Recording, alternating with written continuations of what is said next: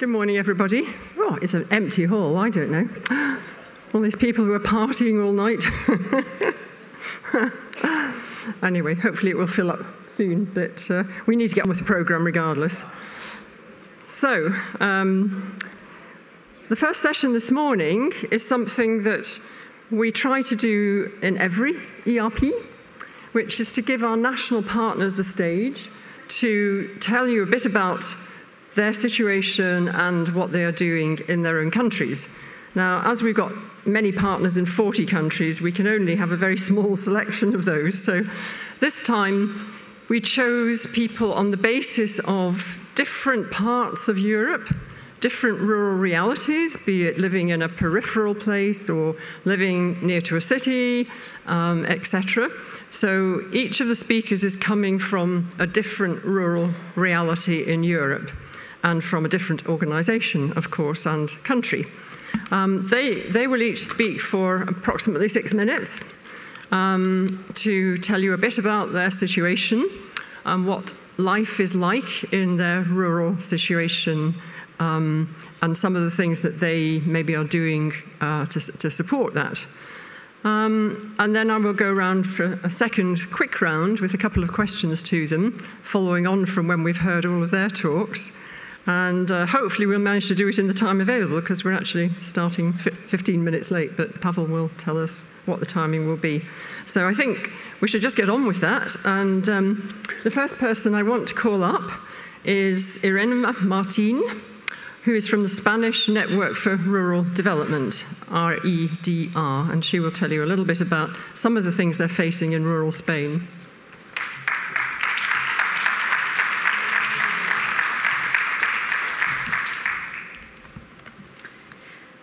Thank you.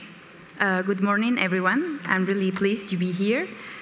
I would like to start referring to the title of this presentation, Declining Rural Areas. It's true that in Spain, as well as in the rest of the European countries, we are going through a process of demographic and territorial transformation. But we will see today that it's not an homogeneous trend, or at least it's not 100% declining process. And it's important to highlight this in our storytelling because, in Spain, if we talk about declining rural areas, we automatically think, or our imaginaries automatically think about the first two images that you can see in the screen. But actually, our rural areas are much more related to what you can see in the right part of the screen. And it's important to highlight this in our narrative because speaking of a generalized speech of the population can make invisible this other reality. So if we go back to the past, in Spain, the majority of rural villages that started to lose population in the 50s, and in the 60s, even if the 44% of Spanish population was still living in rural areas, a growing number of people started to migrate to bigger cities and also to other countries. But it has never been an homogeneous trend, and while we see that the interior zones of Spain are losing population, the rural regions next to big cities and next to the sea has been receiving new inhabitants during the last years, and especially after the pandemic crisis, when people started to look for spaces closer to nature and with less pollution. So we could affirm that nowadays we are having like a double trend. We are still facing the population, of course, but there is a parallel wave of people who still want to live in rural areas. And even if it's small, we need to make it visible and communicate it. So if we focus on the first trend of the depopulation, we think that we need to accept it, accept that some people, that rural areas are going to be abandoned by certain people, mitigate the consequences that this can have on the people who still want to live there, and adapt the policies and tools to make their lives easier and with a better quality of life. In Spain, last year, the government created the strategy Spain 2050, and in relation with rural areas, it says that Okay, as you can see in the screen, it's likely that in the coming decades, those more isolated and smaller municipalities will probably continue to lose population and will end up becoming depopulated, so disappear. In 2050, fewer people will live in rural Spain, but those who do so could live better than now. So maybe this is a good example of acceptance and mitigation, or maybe it's just too conformist. We launched the question here today. And about the second trend, the people who are actually returning to rural areas, we thought it could be interesting to see this image from the results of the ruralization project in 2020, even if it's not focused only in Spain, but on other 10 European countries. And this graphic, they asked the people from 18 to 30 years which would be their dream place. And as you can see in the image, the people who live in rural areas, practically no one dreams about living in a city. But we don't have the same responses from the people who live in cities, since a high percentage of them would love to live in rural area. So why are they still living in cities? We think this trend is an opportunity and we need to make it visible. And at this point, we would like to make some proposals. And about the depopulation, we think that we need to act. We are not going to end up with depopulation with more debates if there is no political will, and since we already know the diagnosis. To do that, we need to cover those municipalities which are actually losing people, and we need to boost the advocacy work to bring a rural agenda and rural proofing closer to decision-making spaces. In Spain, we already have several cases of regional efforts to get close to rural agenda and to mainstream rural development into legislation. In Catalonia, for example, the regional government has already approved the rural agenda. I wrote down their contacts in case you want to contact them to know a little bit more about the processes that they followed. In the rest of the region, they developed laws against depopulation and of rural development with economic measures and also tax measures. So it's interesting. We also need to make rural development something mainstream to all public administrations. Rural development cannot be only a matter of rural delegations. It must be also a responsibility of economic, demography, education, and health organs. Why not promoting from the Land Policy Ministry, for instance, to reallocate companies from urban to rural areas? If we focus on the second trend, the people returning to rural areas, we think that we need to listen to those people which are actually following that trend and promote it and boost it. So to do that, it's necessary that we transform our narrative, as I said at the beginning of the presentation, transforming our communication into something positive and making visible all those new solutions based on technology and digitalization that are taking place. And also, we think that we need to amplify our target, since we have always focused our communication on informing rural people and rural-related institutions. Of course, it's important to maintain it, but we also need to arrive to other spaces like urban one.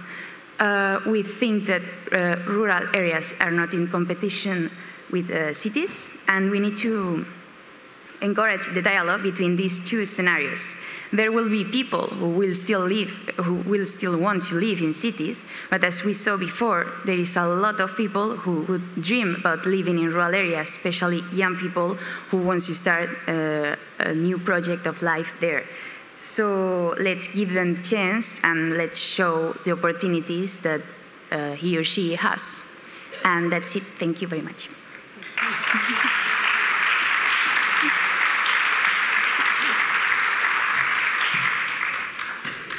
Perfect timing, well done.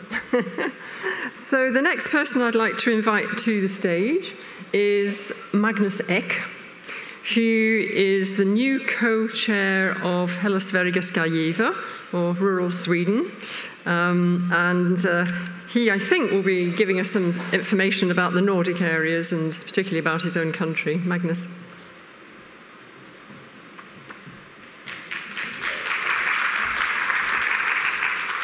You're all too kind.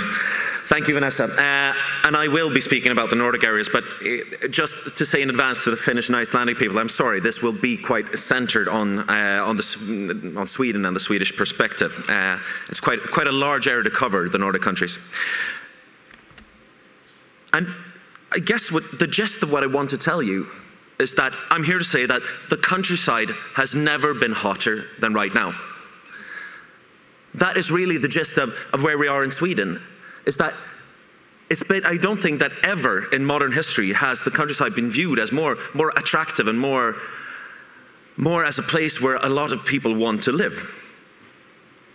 And I think that this is quite a change that kind of still surprises us as rural citizens.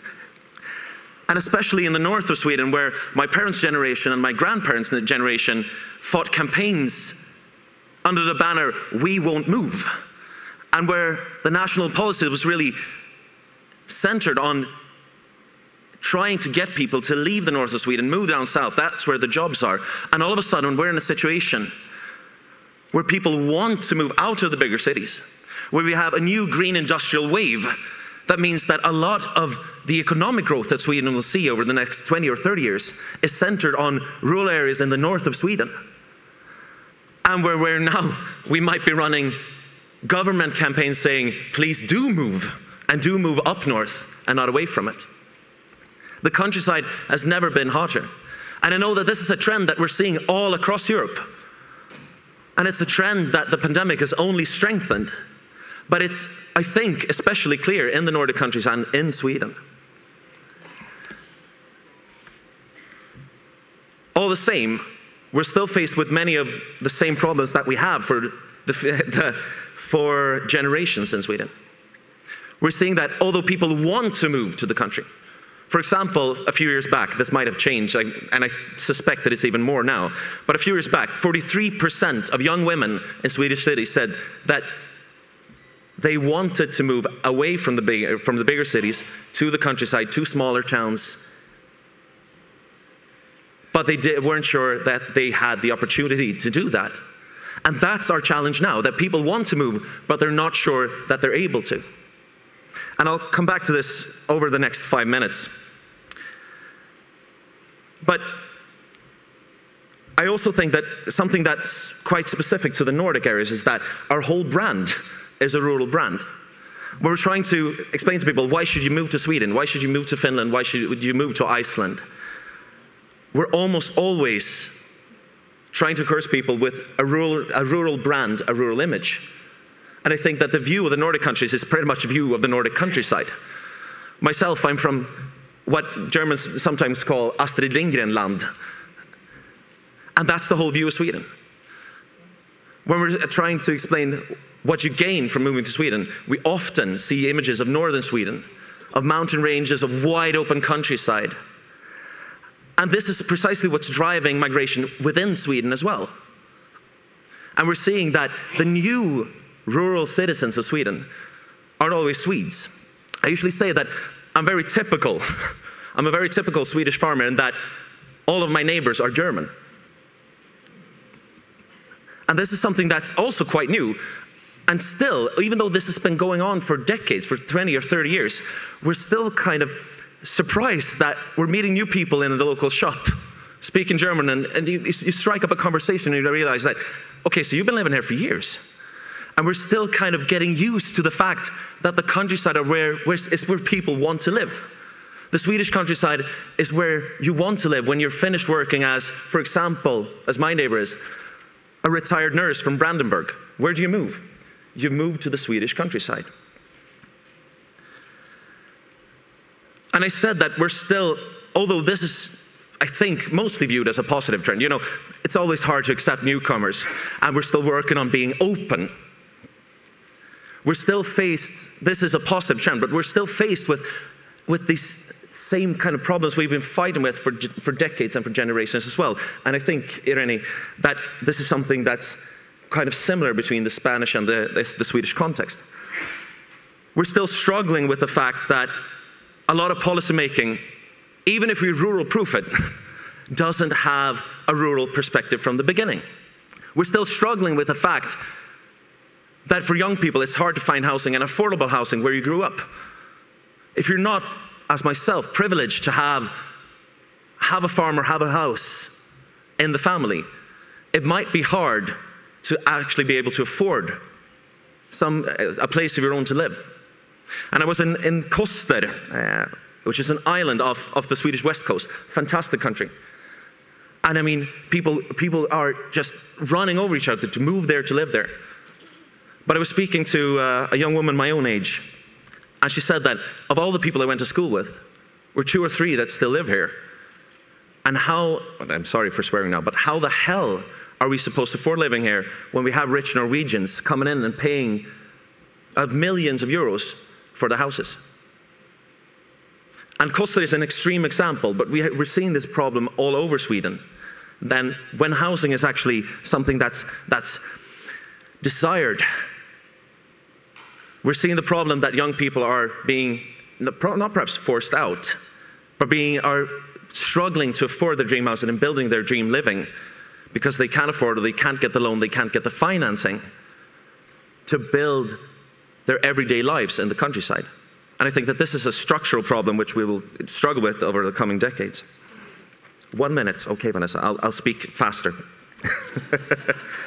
What we're seeing is basically, what I'm afraid that we might be seeing all across Sweden is a gentrification of the countryside. Young people moving away, and people who are older, who have made their career, I wasn't kidding, moving out there. We're still having a problem with demographics. Even though people are moving to the countryside rather than moving away from it, we're still declining. And basically, it's a fact that people are dying away from us. And that means that even though people are moving to the countryside, we still face many of the same demographic problems as you are in Spain, or similar problems at least. We're still struggling with a diverse picture that even though the countryside is very attractive, we're still struggling in smaller towns and old industrial towns. And this is a problem that we're viewing the countryside as one big green blob, instead of realizing that it's a diverse landscape with differing challenges, differing realities, and we'll need different solutions to kind of move forward.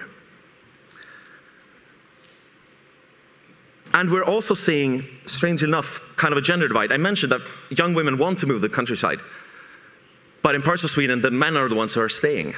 And I think that this will be a challenge we'll see more over the coming years, that you move away to get an education, to make a career. And more, that's becoming something that young women do more than young men.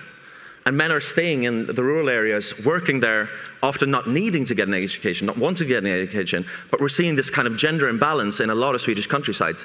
And I don't have the solution for this, but I think it's something to bring up, that we're seeing this trend more and more. What do we need, Vanessa? Rural policy making from the beginning. We need services that are functional in the whole country. We need access to capital in the whole country. And this is something that Sweden has been great at historically, but we're seeing this dying away. Smaller banks kind of closing up, the banking system becoming less diverse and more big scale, and losing touch with the rural reality. We need infrastructure that works in the whole country. And I thought I might end up on that, because I'm speaking a lot about the problems, but I will quote a young entrepreneur outside of Örnsköldsvik who told me a few years back that just give us the broadband and we'll sort the rest out ourselves. And I think that that's what most people in the Swedish countryside feel. Just give us access to basic services, to basic infrastructure, and we'll sort out the economical growth, we'll sort out the social cohesion. We're good at that. Just give us the broadband and we'll sort out the rest. Thank you.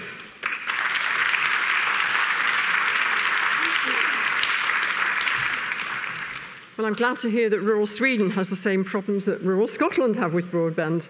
I live in a black spot in rural Scotland, and there's nothing worse nowadays than not having good access to internet and mobile phone connections. Thank you very much, Magnus. That was a very stimulating and actually amazingly insightful description of what's going on in Sweden. So we're moving now to Magdalena Kirova, who is from the Rural Parliament in Slovakia, an expert in social entrepreneurship, I'm told. And so we'll hear a little bit about somewhere else in Europe, in Slovakia. So, hello.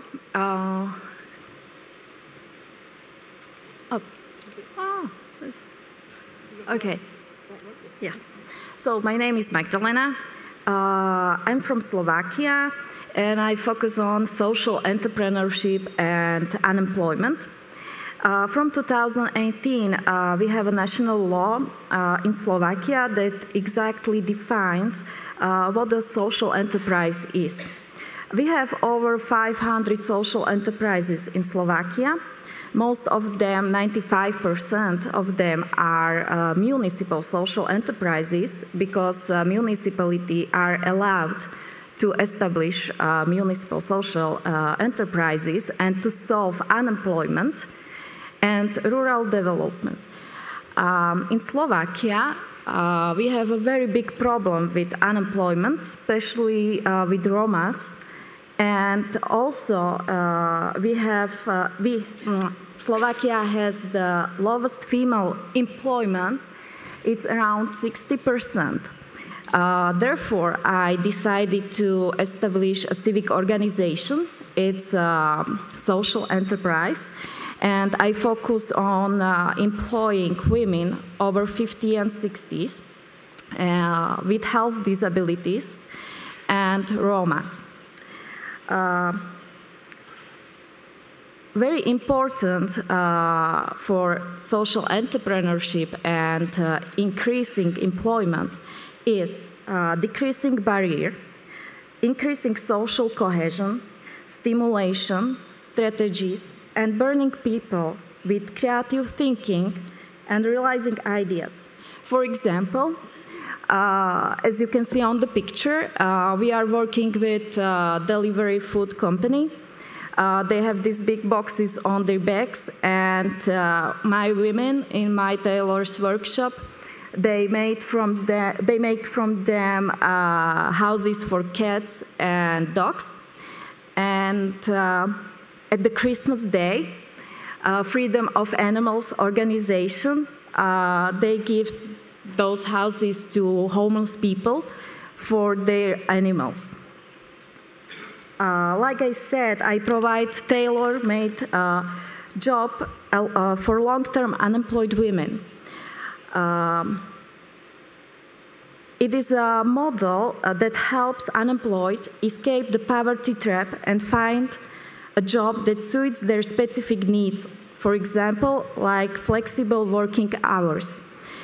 We had a woman that had a cancer and transplanted kidney. She couldn't find a job because she had health disabilities. She couldn't be between people. So we gave her a work. She got a permanent job. And every week I came to her house and I brought her materials, sewing machine. I took from her final products and I gave her a new orders, and you know what, she was happy. She started to cry. I'm sorry. She passed away last year. But she said, I'm happy. I can live my life again. And this is social entrepreneurship. That's what it's all about. To helping people, and especially people who cannot find a job because it's really big problem with unemployment. And what is important for entrepreneurship is to ask myself, why do I want to start a social enterprise? You must follow the goal of the company, so fulfillment of positive social impact, like providing healthcare, social assistance, protection of human rights, rural development, unemployment. And it must be a project built on ideas and ambitions. But it is important to realize that social entrepreneurship should be treated as a business because it must support itself, but at the same time bring a better life to people. And what it receives from the state is just a bonus. Like I said, we have a law, national law, and we have some financial support. For example, social enterprises have a lower rate of VAT. It's 10%. Normally, it's 20% in Slovakia. You have 100 income tax relief. We got financial support, like state contribute wages from 75 to 95 of the total price of the work for each month. Thanks to social enterprises and the social policy of the state situation in the regions can improve social enterprises can be seen as an alternative in solving socio-economic problems, in some cases environmental problems, or also agriculture. We can sum it up that the philosophy of management must be based on working with local people, for the local people, and using local resources so we can do the business at the local level, in the locality, in the surrounding places and villages.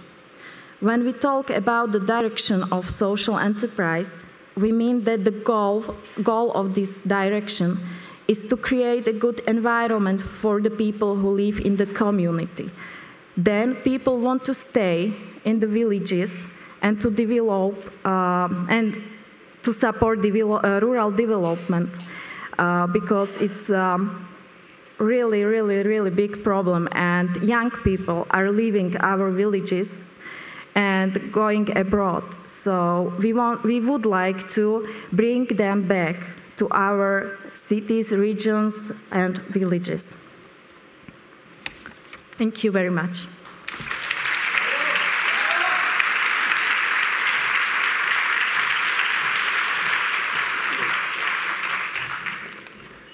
Yes, interesting, isn't it, that no matter where you live in Europe, we're hearing some of the same themes coming through. Maybe some slightly different approaches to tackling those, but nonetheless some underlying currents that are common to everybody. I'd now like to welcome up to the stage Fiona Morrison, who is the chair of our own wonderful organisation, Scottish Rural Action. And she lives in one of the most incredible places in Scotland, in the Outer Hebrides. So very peripheral and very special. Good morning, everybody. I think some of you were maybe partying last night, am I right? I would just like to ask those of you, who live and work in rural places, could you just stand up, please?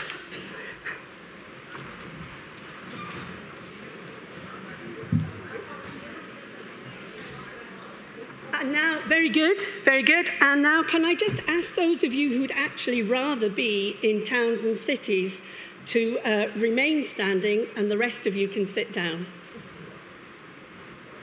Did you understand that? If you want to live in a oh, right, we've got one or two, right. Just make a note of them, okay? No, I tease you. But I tease you because we hear so much about the challenges of rural living, and yet many of us have chosen, not all of us, but many of us have chosen to live in a rural place. I remember in my youth saying, I would never live on an island. I have to tell you today, I stand in front of you and tell you I live in a house on an island by itself, which is connected to another island with less than 200 people on it, connected to other islands with just 5,000. And we are surrounded by islands that have nobody living on them anymore. So rurality and its viability is at the core of my being, really. But since I've been here, trying to capture why it is that rural life is so attractive, and I think Magnus spoke to that. We could say that whenever you see pictures of Scotland, if I asked any of you to draw a picture of Scotland, you would show me mountains and lochs and glens. Even our own policymakers use that as an advertisement for Scotland. They never show the people who are working 24 hours a day on the land or in the fishing or whatever, running our social enterprises. Rural places, by and large, are very busy places. And one of our colleagues here from Iceland, I know her studies are trying to capture that which is important. Because you see, what is important to mankind in rural locations is not that easy to capture. So we were looking at how she might frame that, because it's easy to capture what is measurable, but we are trying to capture which is not so easy to measure. I spoke with people from Romania last night, and they were saying that they had moved out to the country too. Well, why was that? Well, you know, their children have more freedom, they've got an extended family, and so on. Somebody else said, well, my son prefers living in the village because he's been able to go to the shop on his own since he was 4 years of age. All these things are reflective of rural life. But where is the evidence, really? If I can put my slide on. Right, okay, sorry, I'll just move back. So I spoke about my own work is very much about shining a light on what a younger demographic have been contributing to our islands. And for the reasons I've said to you why it was so important, we were being told that our islands would be turning out the lights in 2040. And we were saying, actually, we're seeing young people returning, just like you've heard from Magnus and Dailini here today. Young people are returning. We need to shine a light on them. We need to recognize and support them so that we see the contribution they are making. And why is that important? Because 80% of the world's land, as you know, is rural, with only 30% of the population. And yet it is the land which produces all our food, renewable energy, fresh water, and which is under threat. We will be at the front of climate change. We have to change in terms of farming practices and so on. In Scotland, it's 98% rural with just 17% of the population. Now that can be an opportunity or it can be a threat. But during COVID, we were actually able to gather a lot of evidence, and this helps with the rural case, everybody. We were involved in research from right across the northern periphery and Arctic regions, which drew from 9 universities and different research organizations. And it showed that on balance throughout the pandemic, rural communities actually performed better. It didn't mean they escaped, but they performed better. And if we move on to some of the influencing factors, you don't need me to tell you. We're talking about low population density, community cohesion. Rural communities, because of that connectedness and cohesion, can often respond quicker in times of crisis. They've had to over the generations, and they're also very good at providing their own local solutions. So, just a couple of things that we did in our own area, which you may find useful, when we realized that to get on in life was to get off, just like we've been hearing from the other speakers, to get off the island. And that's why we were losing so many of our young people. So what did we do? We structured and redesigned our curriculum so that we linked the curriculum to local economic opportunity. We made sure the qualifications were on a par with everything else they were doing. So if they wanted to go into higher education, then the qualifications still carried the same weight, and that was really important. The other thing we did was redesign a new economics foundation model on positive assets, understanding, and community literacy. Because what is important is that if young people leave, which they all will leave and go and do, but then they need to see why it's a good reason to come back. So, in just moving on, 1 minute, yeah. I would really, oh, it was a bit too quick. I just want to leave you with one final quote, if I may. So we heard a little yesterday or the day before about other movements that are happening. We heard a little bit about the Degrowth Network, and we talked a little bit about Greta and what the movement she created, because as Magnus said, the world is on fire. Well, it certainly is on fire, so, you know, for other reasons as well. So I would just like to leave you with this from Buckminster Fuller: you never change things by fighting the existing reality. To change something, build a new model that makes the existing model obsolete. And I'll leave you with that, but I would say we need to map the strengths of rurality, because it's rurality which will feed the world, deal with climate change, deal with dreaded Brexit, and deal with all the other issues that we face, future pandemics and so on. So thank you. I'll leave you with that.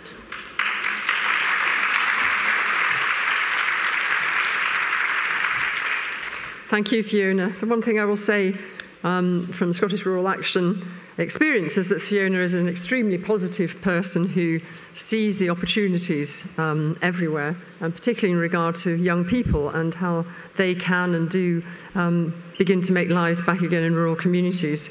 And I think it's a very good note to set that, you know, we're all feeling a bit depressed, I think, at this event, because the world around us seems to be falling apart in so many ways. But, you know, the message that within our rural communities there is so much we can do to build a good life, which can affect all the others, you know, is a critical one going also through this conference. So now I'll move over to our last panelist, who is coming from a very different part of Europe.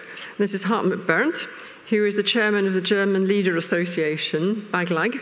And so he will tell us a bit about what it's like to live in a much more busy and crowded rural environment than the Western Isles is.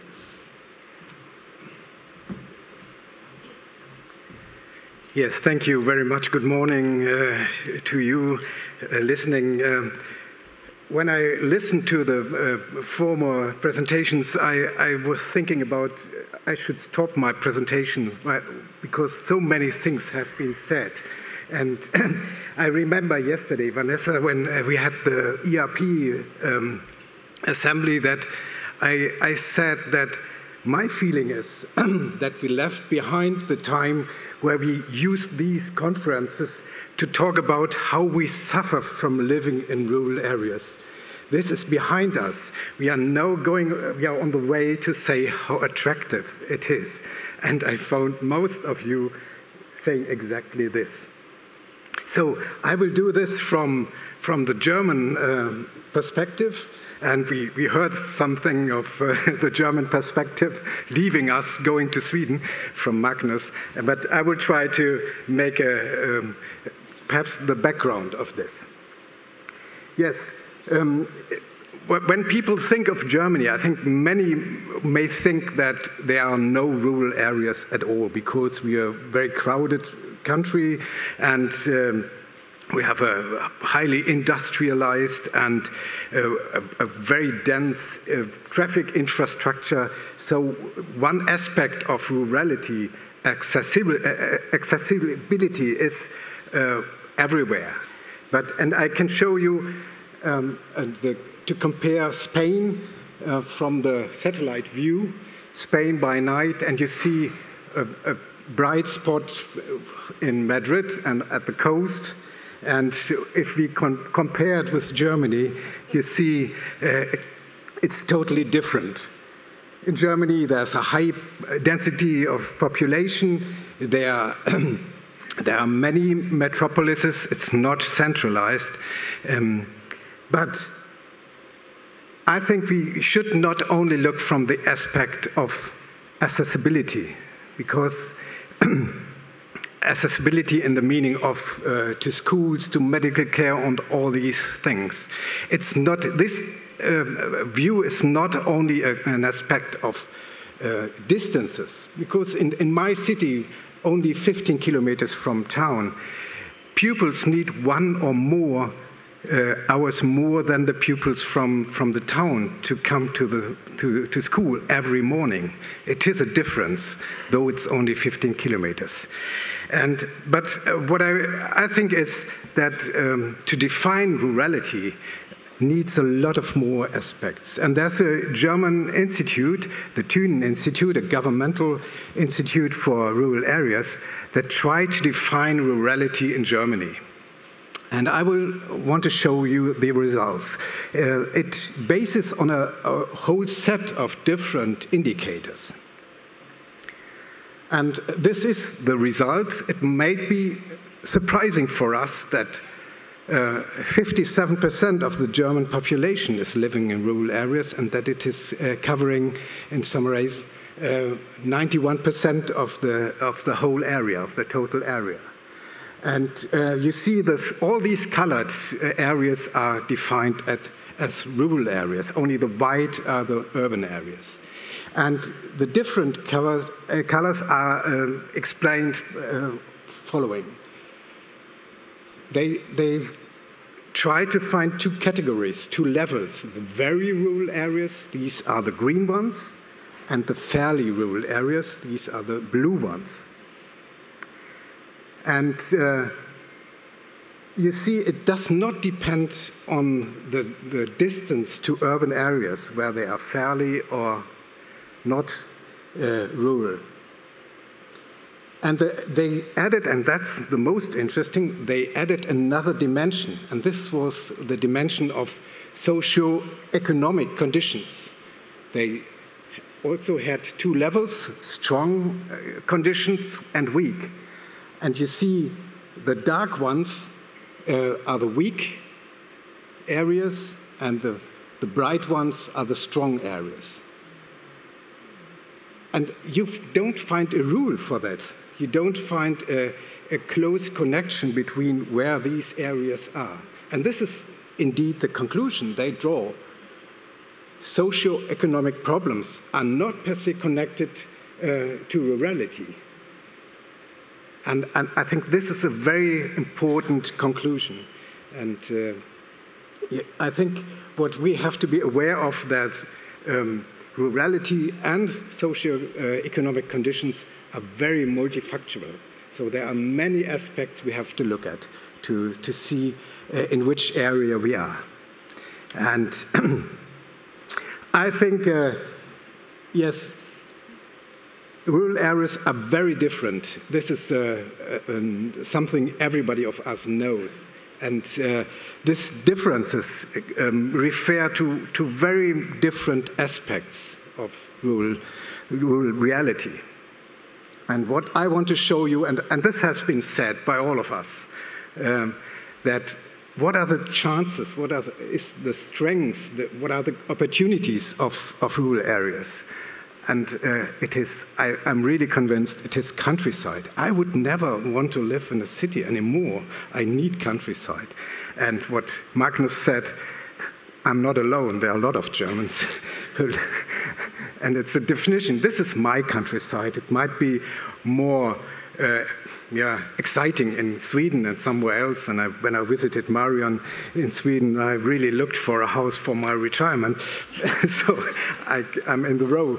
But I think the rural areas are different, but all have their special opportunities. And I think it was also said by you that what are the chances, is the potential of rural areas? It's, for example, bioenergy. We have the potential to use bioenergy. We produce food in very specific way, and we have the potential for renewable energies more than any area has. So, but there's another aspect. We have a long culture. We have buildings, we have villages which are very proud of their history and how they are constructed. And we have neighborhoods, we have celebrations which are very specific. And this, I think, is a base, a very important base for our future. And to conclude, yes, rural areas are very different, but they all have their specific potentials. And this is I'm deeply convinced that each territory must find its own identity and try to be aware of its specific characteristics and chances which are connected to this. And I was very happy about the discussion yesterday, because I think we have to develop new visions for rural areas. And these new visions, they need really strong changes in society. And yesterday it was the first time on a level like this where I have been aware that we discuss these new visions beyond growth and beyond more consuming and more consuming. And I think this is the way we should go, and this is a very great chance for rural areas, because we have the potential to be, yes, an example for how this works, to be sustainable in future. So, yes, we have the potential, and I will close that. I think it's our task, the task of us all, of those who are working in labs all over Europe, but also in administrative bodies everywhere, that our task is to make the rural areas, to give them the potential to develop or to go a way of sustainable development. We have to ensure that the conditions are in the right way. Thank you.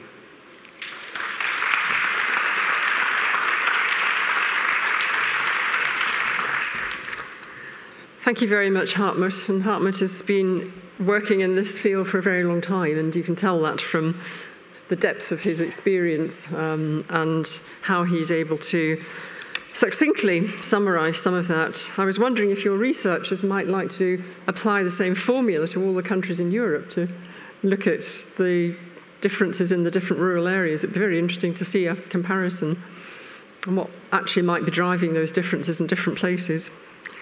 And certainly the point about culture, I think we all take, because I remember in 2003 when I was doing my original research in the rural movements, being in Estonia at the Estonian Rural Parliament, and the then president of Estonia, whose name I'm afraid I've forgotten, but he was very instrumental in the, the independence movement within Estonia, made a statement that really struck me, because Estonia has been independent only between the First World War and the Second World War in 800 years, until they became independent in the late 1990s.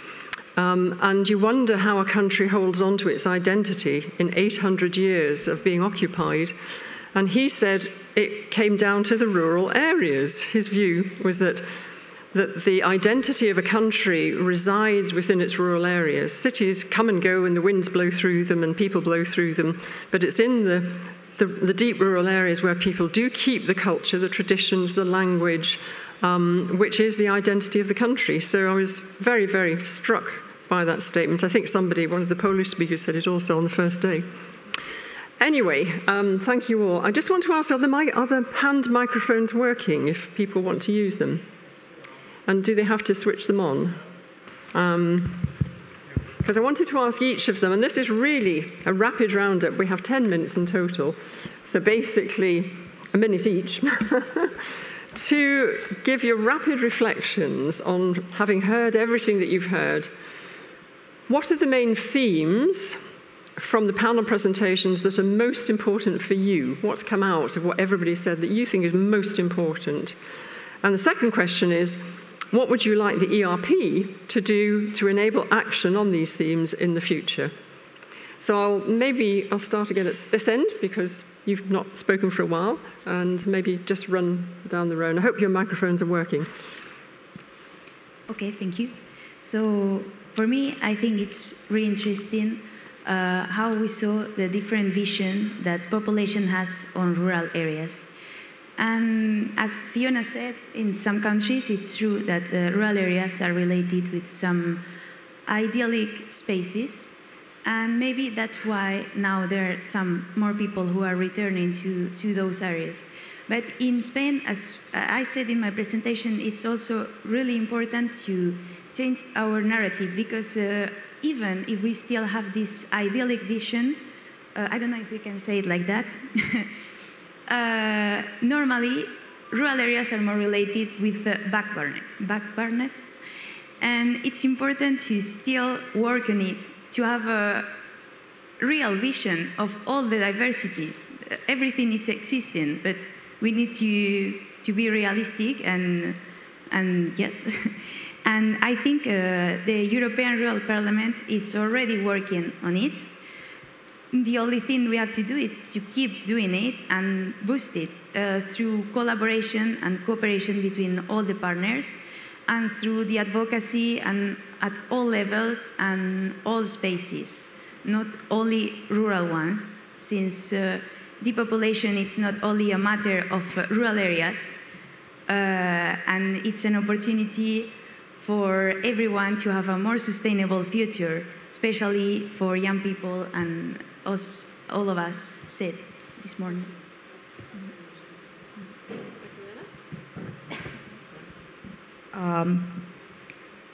I think it is very important to work with local resources, with local people and for local people, because after they won't go away from villages, and rural development is I think it's based on the basis of the rural development are in working. I don't know if I said it right, but I focus on unemployment. So it's I think it is very important to work with people and give them a chance to work and to improve their work habits and skills. And then if we gave them a chance, for example, to work, their life can improve, and after they don't want to leave their homes and villages. And I think ERP, I like what Iran said. I think our ERP should working on keeping work on this stuff like it's doing now.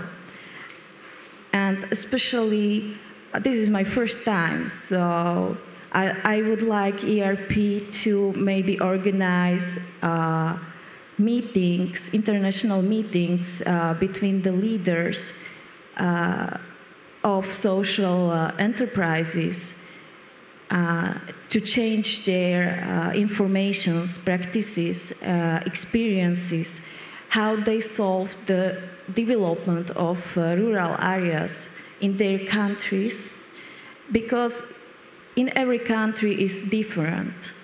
So we have different problems, and I would like to know how it works, for example, in Spain or Scotland. And that's all, I think. Hello. I think the ERP has a fantastic... Oh, sorry. I think the ERP has a fantastic opportunity when you have so many countries gathered here and throughout all the networking in between times, in between parliaments. But I think mapping and recognizing that the wheel is turning and that rural spaces are once again beginning to show their strength. And we know that good things are happening in some places, even though they're not happening everywhere. So, for example, yesterday, of course, we were talking about challenges, always. And we heard about the challenges around housing. We know housing is a challenge in Romania, in Ireland, in Scotland. What you said about housing, we have the same. People buying houses because they want to live in the country. And then a voice from Austria said, well, do you know this? We have a policy around something about regulation around speculation.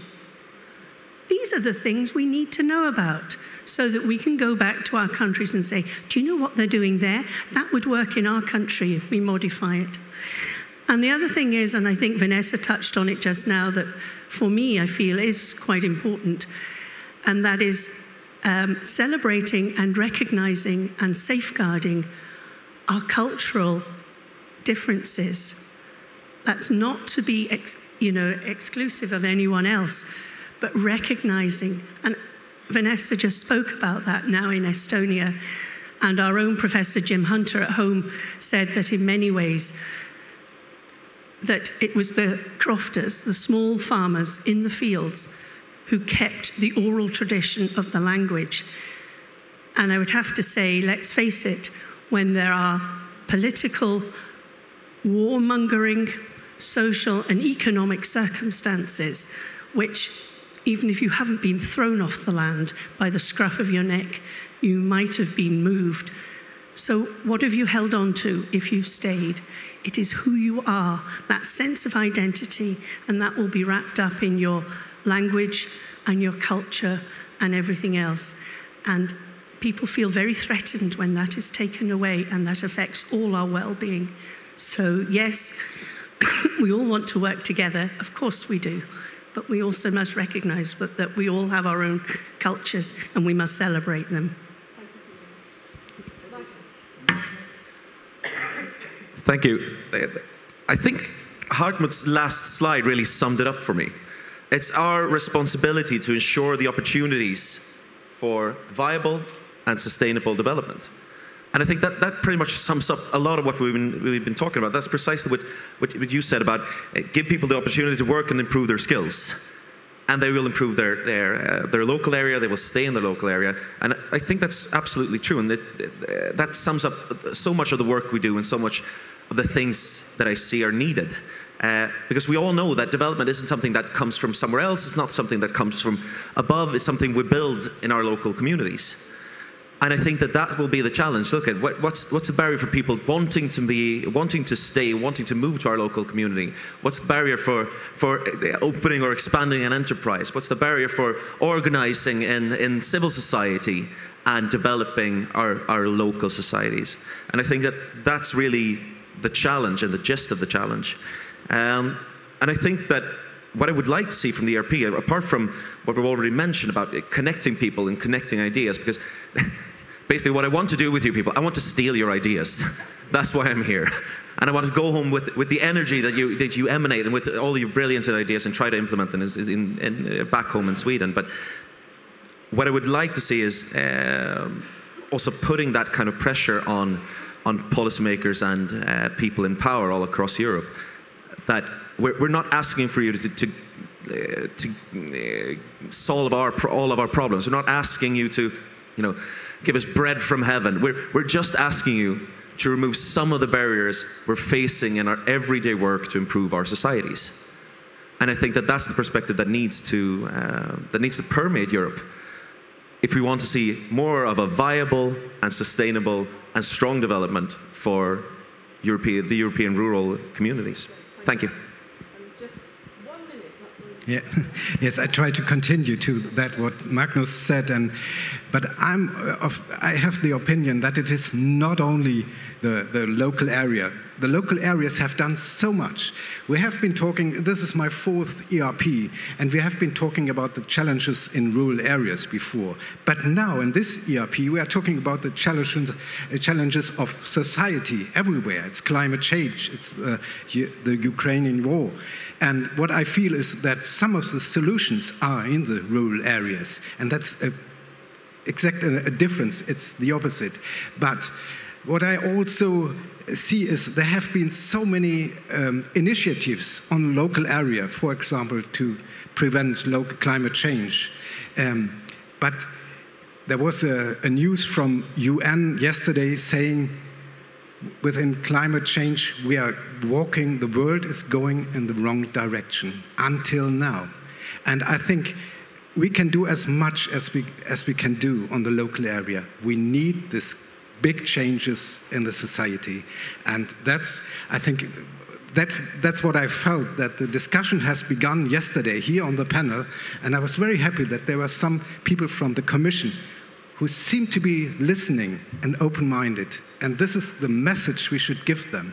And if we try this, it's a very, very important task of ERP. Thank you.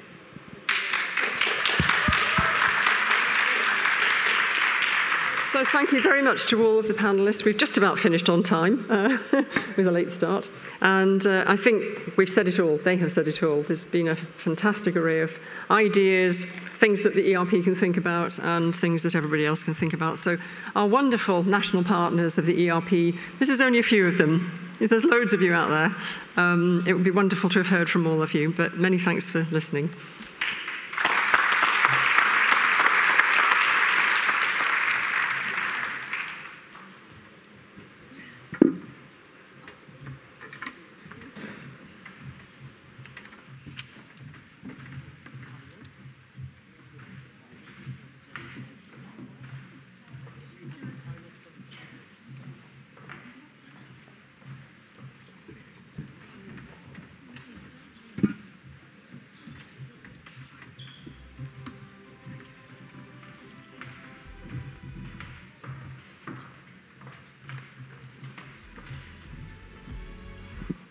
Okay, quick switch around. We're going to have Ulla Bujic-Tabor, Kim Smedslund recapping what we've been doing, and Nina Klein, Amelie Krug.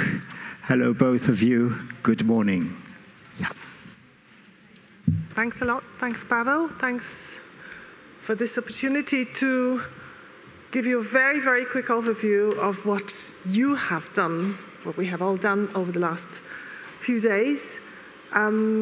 There were several strands of our activities, and the first one we want some to hear about is the one that looks into the future, which is the youth work. So I would like to invite the young people who are not yet on stage, but who are dispersed somewhere in the audience, whom I cannot really see, and ask them to, yes, to share the microphones between them. And very briefly, I understand there'll be about 5 people talking for 2 minutes each. Give us their impression of the work they've achieved the last days, okay? Please go ahead. And introduce yourselves, because we have not been able to introduce you as we don't know who is going to be speakers. Hello, everyone. My name is Sima, and I'm happy to be here in the Rural Parliament.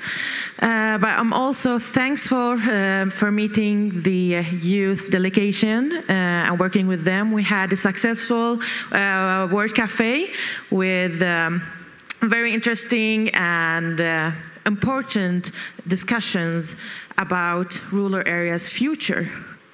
But we are not the biggest decisions maker yet. So that's why we will stand in the crowd. Because it's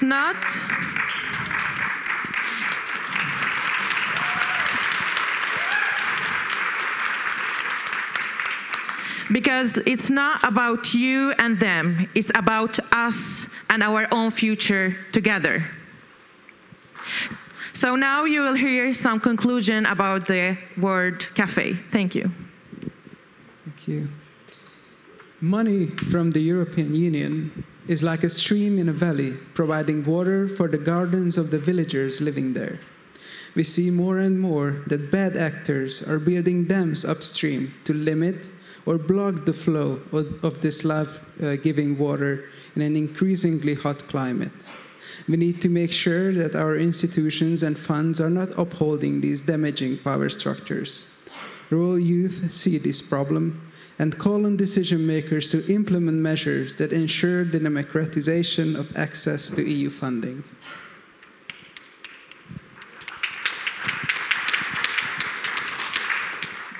Young people need a support ecosystem in order to start a business in the countryside, because rural business equals a certain lifestyle and cannot be isolated when discussed and tackled. Thus, areas of key importance to facilitate rural entrepreneurship are access to more affordable housing, co-housing or other initiatives besides property ownership, recreational activities and youth-led centers to allow young people to build local social network, and lastly, entrepreneurship support programs and education on the topic aimed specifically at rural youth.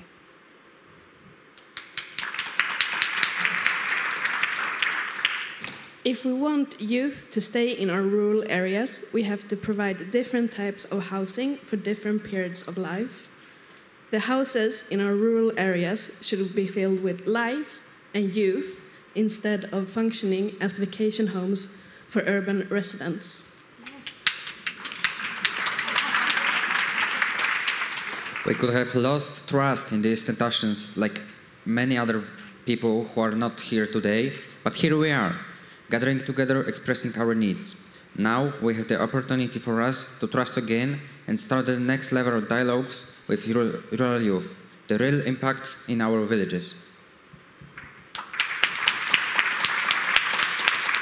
Many young people suffer from mental illness, and the main reasons we have discovered are social pressure caused by the influence of social media and the competitiveness of the society, and the lack of hope, security and perspectives that leads to the difficulty with adapting to the constantly changing world.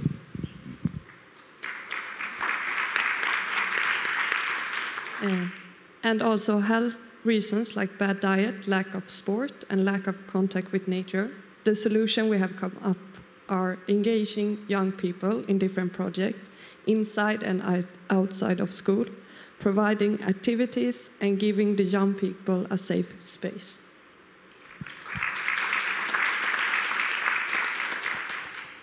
Social gaps are caused by economics are big, and without help from the government, they will not be solved or reduced.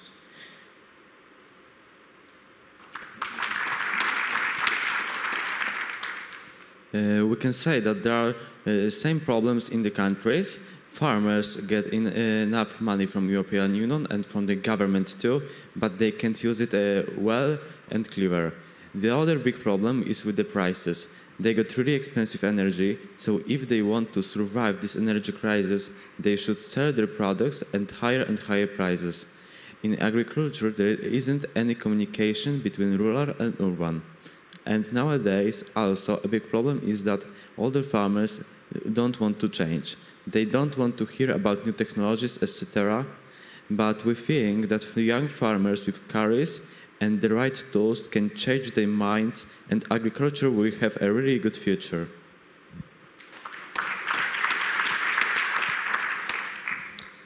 Youth wants to be involved in the policy. If only authorities would give them the opportunity and the sources to develop, we will show how many possibilities we all can have working together as youth and governments. We need to act in the law system from each country to get easier ways to access to the land for the young people who want to develop an agriculture and a livestock activity. Furthermore, a lot of farms have been disappearing in the last years because the agricultural system doesn't permit a balanced income during the whole year. So because of this, many young people don't want to get on it. We ask for a dignified income to have a bright future for us.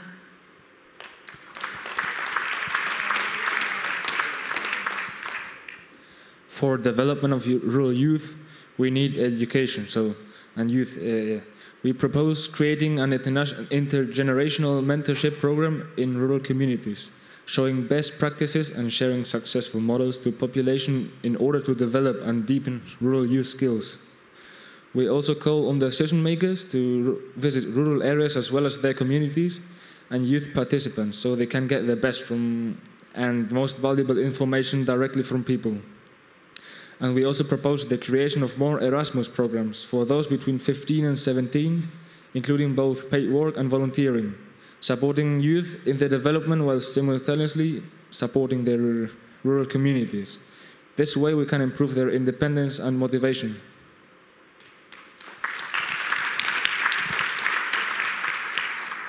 During the Word Cafe, we discussed about the impacts of climate change in our different rural areas, about the multiplying drought, wildfires, and the growing risk of food shortages, flooded islands, and climate refuges. It is urgent to stop financial fossil activities that keep contributing to the rise of temperatures. The harvest day keeps moving forward every year, and the situation is critical. It is urgent for policymakers at national level to take drastic measures. We also call for more democracy in rural areas in order to empower them to handling their own resources, because we believe that local level is key in the fight against climate change. So if we could end this report on the Wood Cafe, we would advise young people not to look and wait for opportunities in cities, but create them by themselves in the countryside instead. Take action.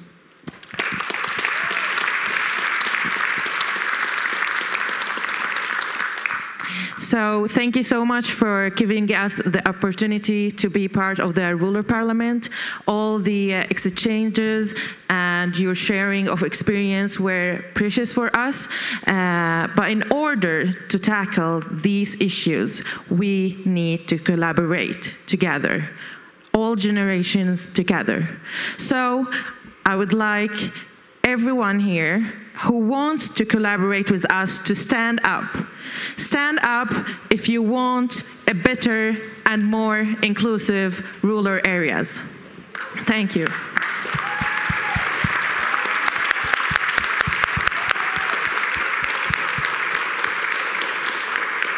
Thank you. Thanks. Thank you very, very much. It was really very, very impressive. And it was moving to see that you had not just delegated one representative, but you wanted to speak with the very different, various voices to bring the message to us. We can feel the tide is changing, and we can feel also that the youth power in the European Rural Parliament is growing, and that's good news. I'm really hoping that in the next ERP meeting there will be not just one row of young people. Of course, there are more among the audience, but there will be like a whole, a large part of the audience would be composed of young people. Just to add on to this good news, we had a meeting of the Polish Rural Forum at the end of the day yesterday, and the Polish Rural Youth Union, which has recently joined our forum, has delegated someone to be the vice president of our organization. So again, in Poland, we also hopefully making progress towards making more space for rural youth. Okay, so the next strand of work, which was happening in Kielce, was around climate. And I would like to invite two colleagues from Ecolese, Nina and Amelie, who will be sharing the presentation, again with double voice, but one PowerPoint, as I understand. Exactly, thank you so much. Yes, my name is Amelie, and I work for Ecolese as a policy officer. Ecolese is a European network of community-led initiatives on climate change and sustainability. So it's a meta-network of local initiatives that are addressing global sustainability challenges at the local level collaboratively.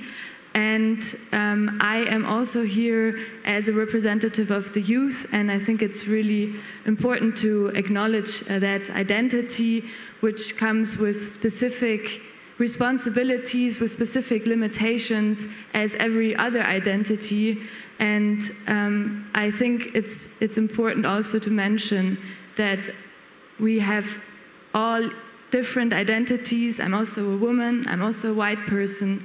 I have privileges and I have responsibilities in this world, and those are identities that I have been imposed with. But I also have some chosen identities, and those are that I'm a citizen of the world, and I'm a climate activist, and I'm a researcher, and I'm trying to make this world a better place, and this is the position from which I'm speaking here today. Thank you for joining together in this thoughtful gathering to discuss the challenges of rural areas in Europe and for collecting and imagining ideas on how those challenges can be addressed and overcome. One of the biggest challenges that we are facing today is the environmental and climate crisis, and the effects of this unsustainable use of resources, as we call the very foundation of our lives, are already felt today with droughts and wildfires and floods, are resulting in infrastructure destruction, in food shortages, and are impacting the lives of many in the world. These effects of the climate crisis are prognosed to only get worse during the years ahead of us. And it is now really up to us to decide whether we pull ourselves together and do everything that is necessary to ensure the well-being of current and future generations across the globe, or if we continue on the same path or similar paths that have caused this detrimental situation. Studies have shown that the richest 10% of the global population are responsible for the emissions of 50% of greenhouse gas emissions. And our current measure of progress, the GDP, is what everything is evaluated against, all our activities. This measure stands in direct relation with the amounts of resources that we are consuming. The higher our material wealth, the more stress we are putting on the environment. And it is, of course, true that technological progress has brought us a lot of enrichment and a lot of joy, at least some of us. And it is understandable that we as a society have therefore decided to continue on this pathway and put our hope into this progress, that it can solve our problems. But I think we have to connect back with the original purpose of this GDP, this growth, what it was actually meant for. And it was meant for providing well-being to us.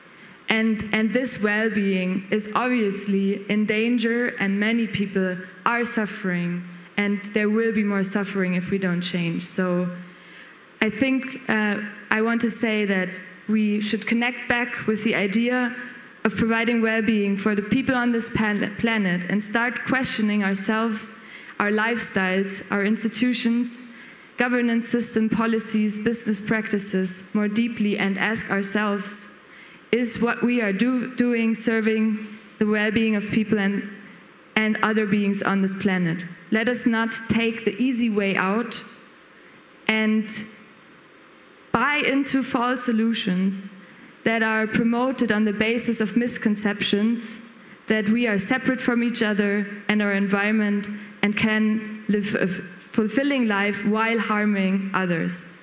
We are also harming ourselves, and the planet is speaking loudly to us and requesting from us to make meaningful changes. Ecolese is promoting these changes, as many other local initiatives across Europe are already. Community-led local development as a mechanism is also promoting great examples of how to live a good life within the planetary boundaries. And with Ecolese, we are demanding political changes and are working on a policy position at the moment to promote transformational community-led local development. And I will now hand over to my colleague who is working in the policy domain and who will share more about the political visions that have been discussed in our workshops with you.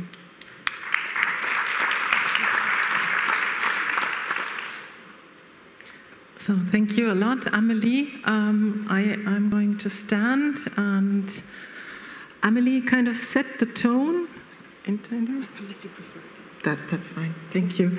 So Amelie has set the tone, and what we're working on at Ecolese is a good partnership with you. So that's one of the fields we work in, and we're very honored to be at the European Rural Parliament. And first of all, I'd like to say it feels a bit like being at home. So I found so many reflections that we also have and so many points of connection. And I'm really, really thrilled to be here with you. I think I can speak for Amelie as well here. So, at Ecolise, we are engaged in a process to find out what are transformational, community-led, local development policies. And you can say this sentence in a second without even thinking about one of these words. If you go deeper in each of these words, you will find that they hold a lot of depth. Why are we trying to do this? That's why we came to the ERP, to get into a conversation with you about this question. What is that actually? Transformational local development policies with communities at the heart. And we found a lot of answers. We came here with 10 theses about what it could be. And we kind of consulted and discussed these theses with you in 3 workshops. And we would like to present the outcomes here, but also our own inputs. So the workshops were about the Climate Cafe yesterday, the Conversation Cafe. We had 2 other workshops. And the first thing that I really find the most important is planetary health. We've heard a lot about, rural areas being where food is produced, water is produced, where we like to live, where the culture is. But actually, if you think about it, rural areas are 80% of the EU land, which means that they are also where nature is. So they are also stewards of the land. They're stewards of the natural wealth that we have. Planetary health is a kind of concept I love because it means healthy planet, healthy human. That's a no-brainer, but I think we all forgot about that because the air we breathe, and here in Poland, not only in Poland, there's a huge problem with air quality, the water we drink. The nature connection is very, very beneficial for mental health. We heard that from the Youth Cafe as well. So healthy planet, healthy human. It's not about protecting nature for the sake of hugging a tree. It's actually about protecting humans. So what we say, we need alternative metrics for measuring this well-being, and Amelie said it. GDP isn't the right one. I think that echoed a lot. And also, in our view, there should be a call to prioritize nature in everything we do. Development now is kind of coming from an economic angle, so what's good for the economy will trickle down to social, will somehow not harm nature. But what we mean and what we think is that it's actually a situation where the planet is hurting, and we are in an extreme emergency. So we say, hey, development is not about saying economic, yes, social, yes, and we didn't harm nature, great, tick the box. But it's really about prioritizing nature, because this is the basis for human life. How could that look like? I forgot to mention the European Green Deal as a real guiding light, because, we'll get to that. The European Green Deal provides for the first time a policy answer which is globally the most ambitious to facing this planetary crisis. And we're here and we're going to discuss the Rural Pact in the plenary later. So prioritize nature in everything we do means, for example, very concrete example, the Rural Pact has rural proofing. If rural areas hold nature, the natural wealth, we need to map and monitor what's there and what's the impact of everything we do on this wealth. The Rural Observatory would be a great place to do that. So what we say, include this into the Rural Pact. So, European Green Deal. Some of you might ask, oh, that's quite far away. I mean, Brussels, what does my local community have to do with the European Green Deal? So that's the second thesis we have, is actually, and it's a bit like a tree, activating the capillary forces between the leaves and the roots. In a tree, the saps rise, photosynthesis happens, and actually the leaves provide the roots with sugar, etc. So it's kind of working together. And that's a systemic view which says, I can't solve this problem, you can't solve this problem, but together we can. So we need all the actors, and the European Green Deal provides very, very good plans, actually, to do that. Thank you.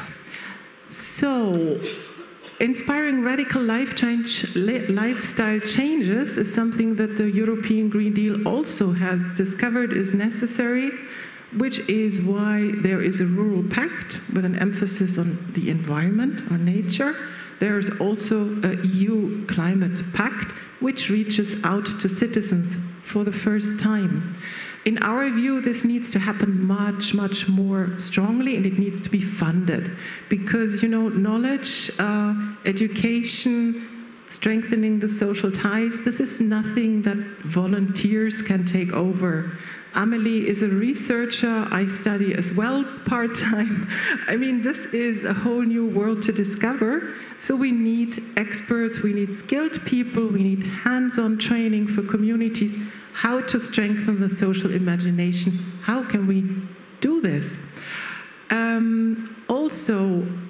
We heard a lot about urban-rural divide, we against us, against them, whatever. We propose a bioregional approach which takes nature into consideration, so which asks, what are the natural preconditions of this region? Is there a watershed which supplies us all with water, and we need to work together in this area because it's defined by this watershed and not by this administrative boundary. So I will close here, and it's an invitation actually for you to take part in this conversation. We are very happy to have started here at the ERP.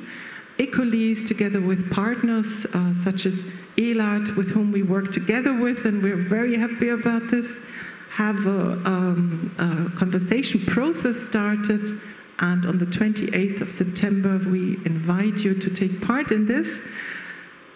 Write us a mail. Let's keep in touch. Very happy to have been here. Thank you. Great. Many thanks. Many thanks, Nina. Many thanks, Amelie. Very, very important messages. And sorry, really, apologies for having to put you under time pressure, but we just have so much still to cover today. And then finally, for the rest of the workshops and a lot of the exchanges, we've got Kim Smedslund, who is one of the brains and hard-working hands behind the European Rural Parliament from the very, very beginning. Kim from the Finnish village Action City, and over to you. He will summarize to us, he will try to summarize that. Yes, hello, thank you everybody. I have the honor of trying to report on everything in 7 or 8 minutes, and that's an extremely happy task, and I'm happy to do it for you. This gathering, we have not been meeting in 3 years. A lot of things have happened. We have a lot of challenges that we are meeting, but we are here to work for the local people. And I will now go to, let us say, about 80 years back in history. There is a person that has been saying very nice words that I would have never found myself, and it will be extremely difficult to repeat them, but I think it will kind of cover everything that we have been saying here. So here we are. So Mr. Eleanor Roosevelt, the First Lady in the United States, 1933 to 1945. I will read this, and I have to go here to read this, sorry. Where, after all, do universal human rights begin? In small places, close to home, so close and so small that they cannot be seen on any map of the world. Yet, they are the word of the individual person, the neighborhood he lives in, the school or college he attends, the factory, farm or office where he works. Such are the places where every man, woman and child seeks equal justice, equal opportunity, equal dignity, without discrimination. Unless these rights have meaning there, they have little meaning anywhere. Without concerted citizen action to uphold them close to home, we shall look in vain for the progress in the larger world. So I would say that this is kind of saying 8 years back what we are, all of us are thinking now today, what we're all of them thinking today. Not, well, here we are. How many things have changed from this? We still have big policies, we have big companies, we have big farms, big thinking, growth thinking. But anyway, if the big is not there anymore, if we have problems with governments, if we have problems with regions, what remains? The local, the people in the villages, the people in the communities. We are here, you are here. That's what we are doing here in the European Parliament. I will take note of this because we are supposed to be speaking very positively, and we are doing it. I'm very happy about it. And Mr. Andres Rodriguez Pose from the London School of Economics, a great researcher, is saying that, well, if we have poverty, we might get populism. And we have the risk today of getting kind of this thing happening again with the energy poverty, with the food poverty. So if we do not react to this, we might get back to this system where populism is rising again, because there are politicians that can take this thing to just for their own egos or their own political means to go forward. So I think we should be reacting to that. He says also another thing which is a little bit lower in the text. So the place-based or the place-sensitive kind of approach, which we could consider as a very important approach. We need this. He's also saying in the lines or between the lines that growth is not necessarily one thing. You have to manage also status quo situations or declining areas and take care of also those aspects.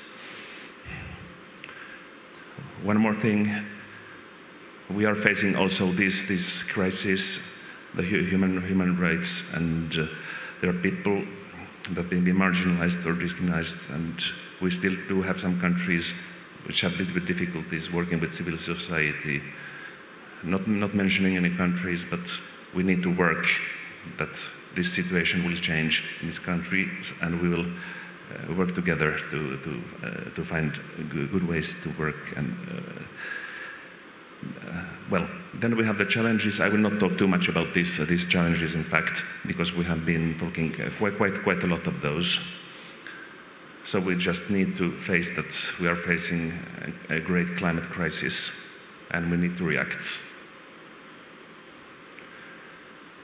Also, we should not be forgetting about farmers, because they are also facing drought, they are facing the climate challenges. We should be here all together. Farmers, entrepreneurs, citizens, decision makers, to do it together in different partnerships.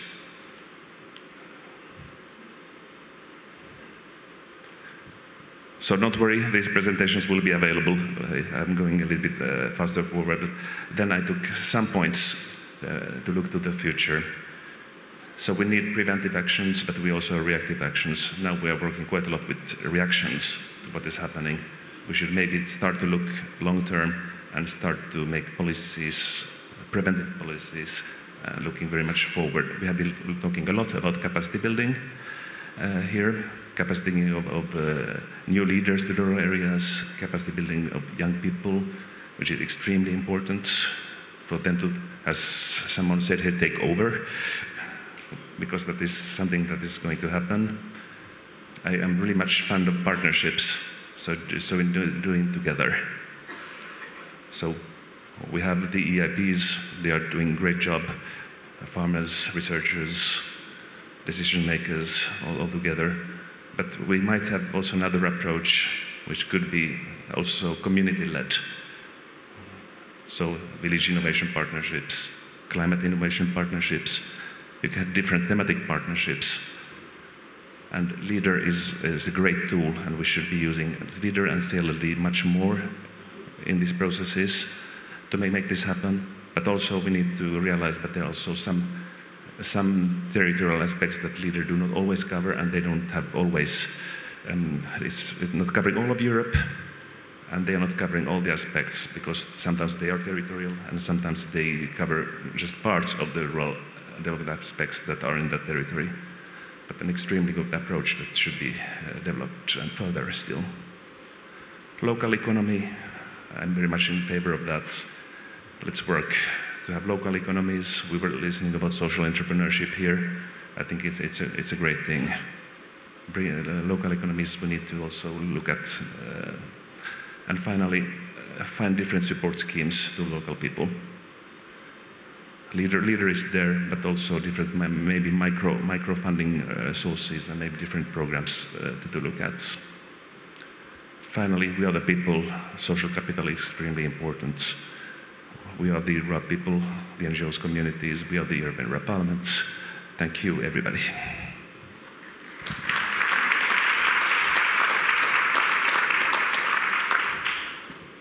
Okay, many thanks, Kim, and really very, very, very impressive summary of a huge wealth of discussions into a few words. I would indeed like to give the floor to you very, very briefly. We had one tool that was not very much used, which was the wall of ideas, where there weren't many ideas in writing. Let's imagine for 5 minutes, this is your virtual wall of ideas, where you can still stick one quick post-it with the idea that you picked up from the discussion. I would like to invite, I don't know, 3 voices from the floor, each for 1 minute, to share some of your ideas. Otherwise, it wouldn't be fair just for us to be summarizing your work and without you being able to add to it.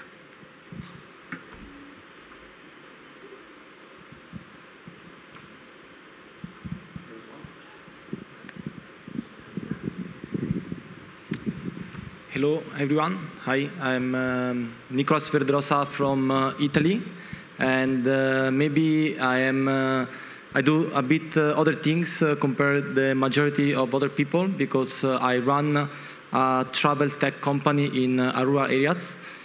And I thanks the organizer for this event.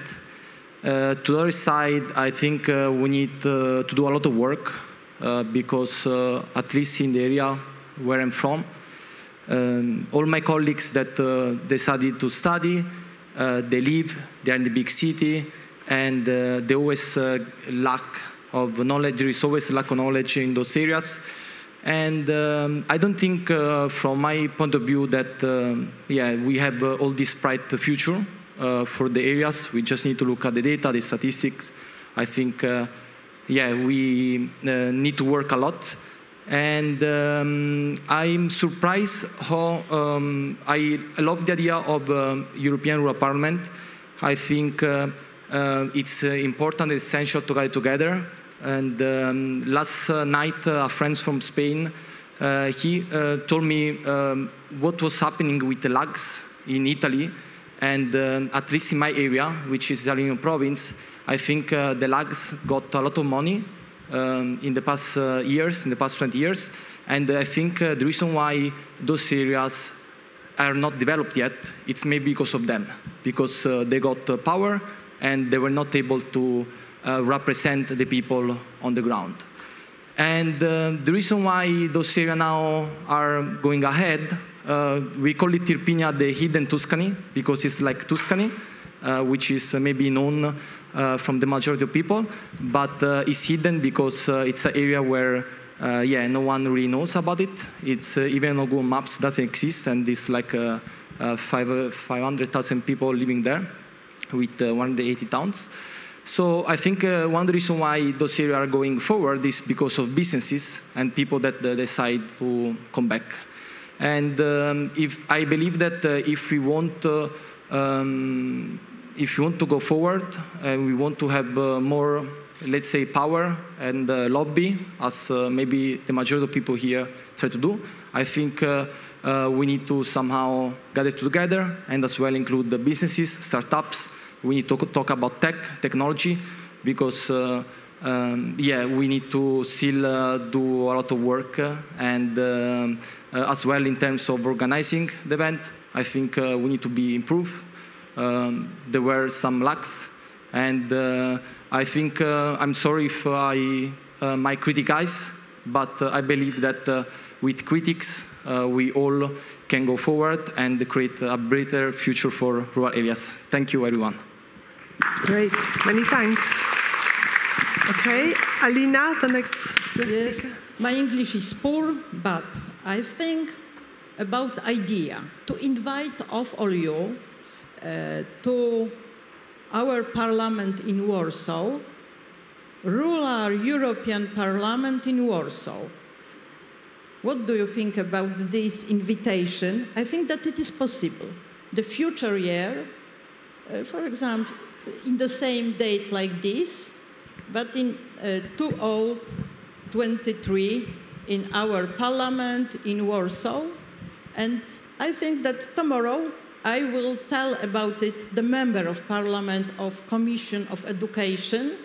And I'm sure that if we cooperate, it would be possible to meet in this place to make policy together, policy oriented for rural areas, especially for education in rural areas, because in my opinion, after our meeting on small workshop about the role of small schools in villages, that it is very important topic. So if you tell, yes, we will help together, I think that tomorrow we start to cooperate to prepare this meeting in future. Okay, many thanks for this invitation. There's one last unfortunately possibility somewhere at the end of the room.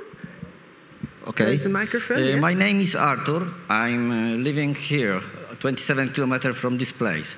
My family run butchery factory, meat producer, and I have a few shops with regional foods. And I am farmer as well, and I run the office for farmers.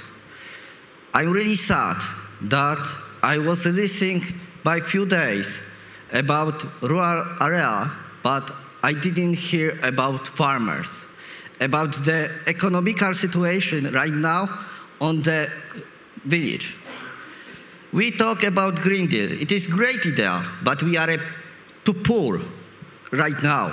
The crisis is coming really fast, and we lost 3 days to talking about Green Deal, but not about problems on the farm.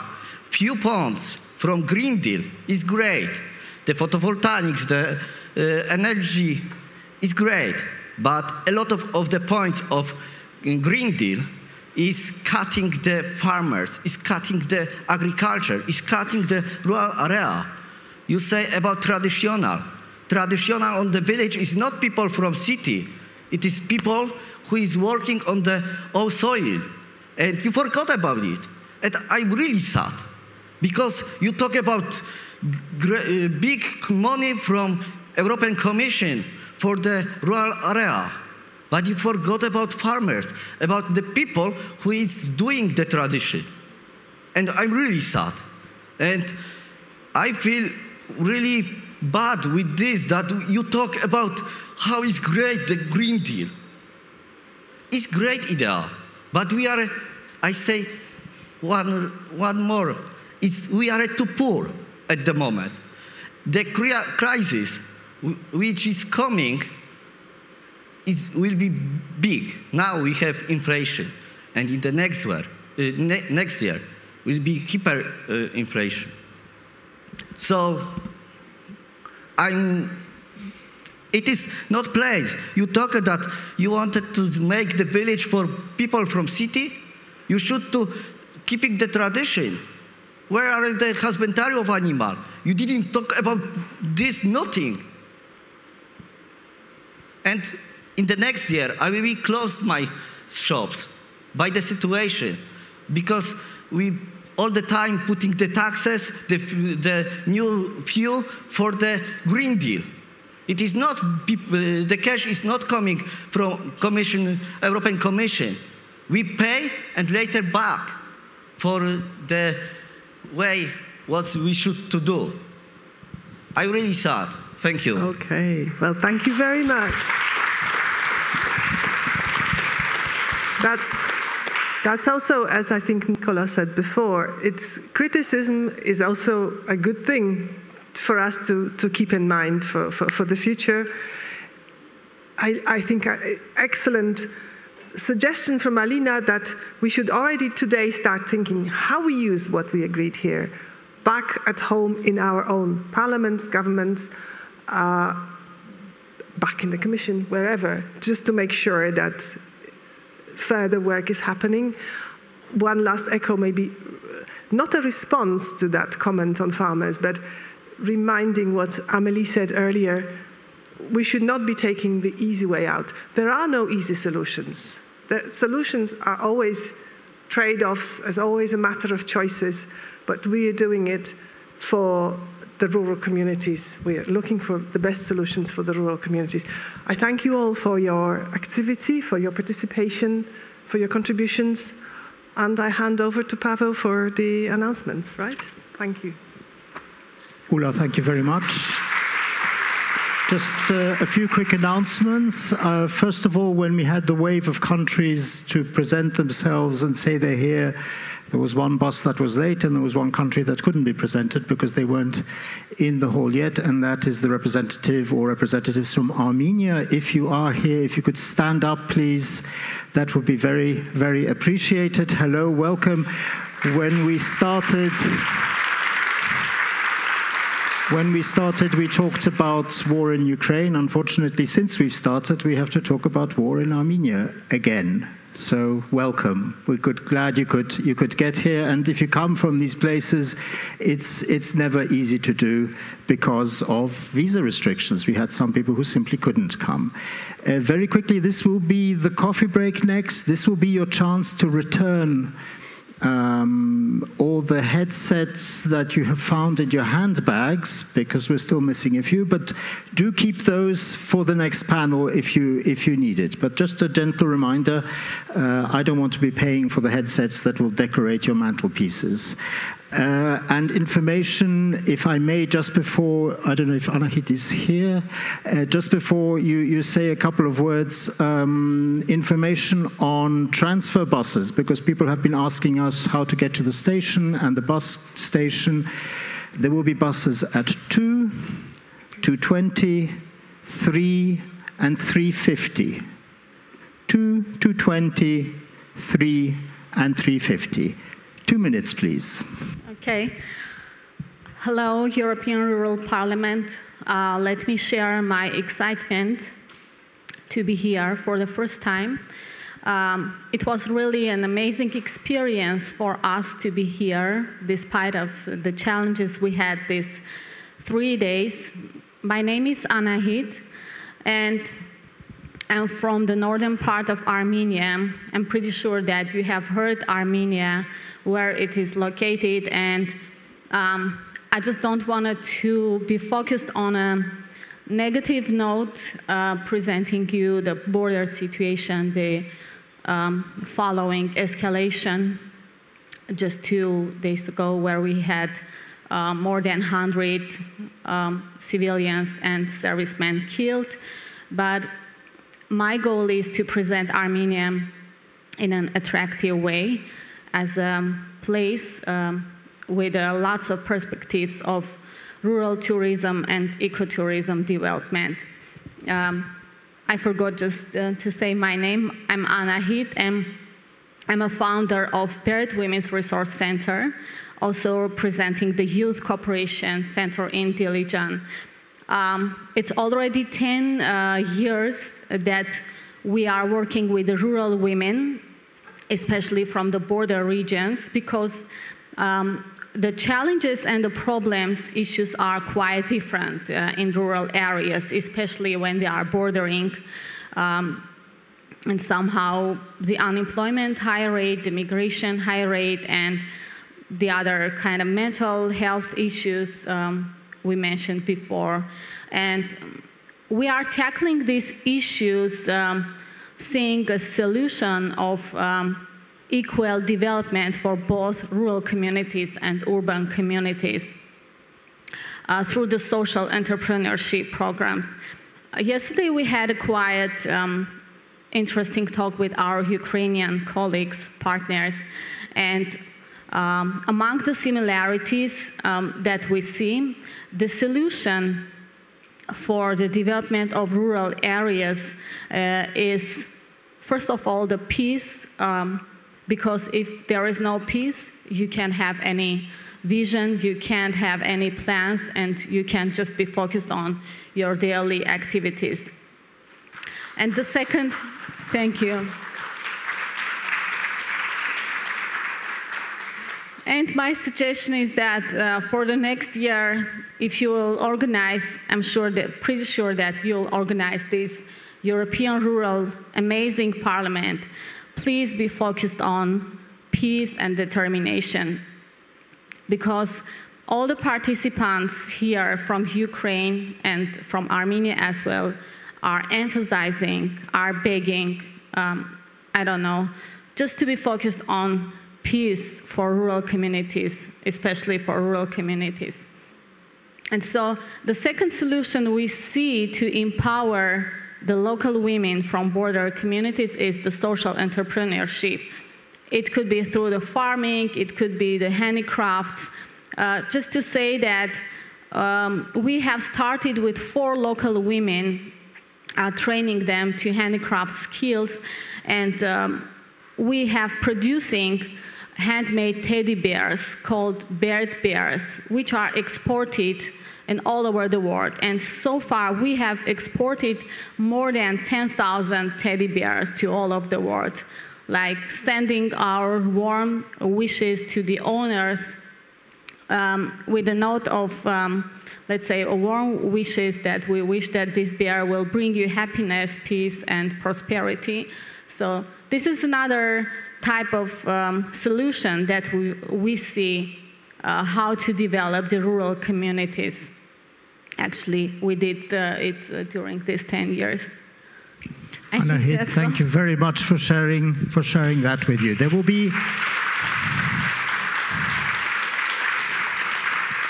will be a coffee break now. Please keep it short so that we can catch up on time. So 11:25, if you could be back for the panel on the Rural Pact.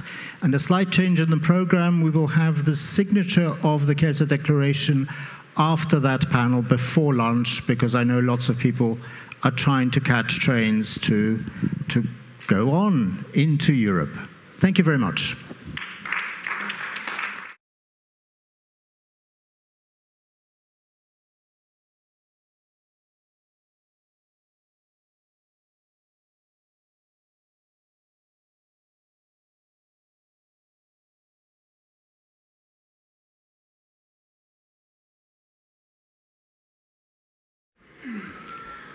Hello, everyone, and welcome back to the final session of this European Rural Parliament here in Kielce, in Poland.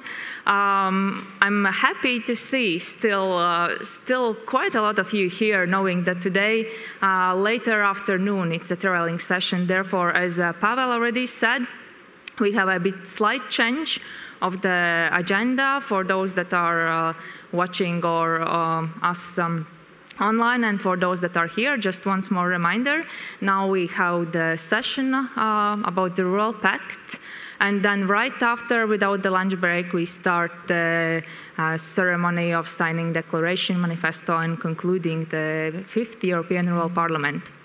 I'm Anita Salicka. I'm a director of Latvian Rural Forum. Also, as a council member of ELARD, it's been my honor to be the steering group member preparing for this European Rural Parliament. And in context of this session, as you heard throughout these days, European Rural Parliament people who are co-initiators of this movement have been also involved in a Rural Pact conference preparatory group. So those have been really amazing discussions. And in this session, we will try to understand, starting from what actually is Pact, that a lot of you have mentioned throughout the last 3 days. We'll try to understand what's our role as civic society, what can we give, what we can pledge, what we can ask, and what the other stakeholders are. But to start the ground, I would like to give a word to Marta Marcis, who's not just the president of AIDL, but long-term expert. She's been a founder of one of the 3 co-initiating organizations, Prepare, also founder of Hungarian Rural Network, and has a long, extensive experience within the European Union and outside, including great work in Moldova and Armenia, helping to different rural development initiatives developed there. So, Marta, you were here throughout all the days, and you heard a lot about the Rural Pact, reflections on that, and the different lively discussions on what is important for us. Can you give your view on what are the highlights coming of those days and how you would see them together in the Rural Pact? And as you've been in a wider Europe working, maybe you can touch also upon not just the European Union issues, but also what's happening outside in Armenia and other countries, and that we heard reflected on just in a reporting session before. Marta, the floor is yours. So, good morning or afternoon, I don't see, still morning. Yes, I continue from the point we finished the last session, where Anahit came to the podium and talked about the Armenian initiative that they have. And I just want to add that she is part of the team implementing the first European LEADER program, based on the European, it's funded by the European Union and follow the basic leader approach.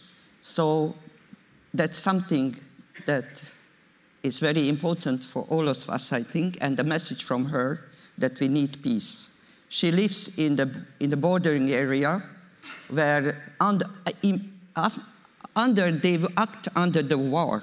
So they are there, but they don't know when the next phase of the war starts there. And the commitment, I'm really surprised how committed these people are, how many ideas they have, how much they invest into thinking about the next years and the next activities in their home territory. So this is an example for all of us, I think. And the first thing I want to underline here as my opinion or contribution coming from my life, that locally, if we know all that having a good relations to neighbors is a very positive thing.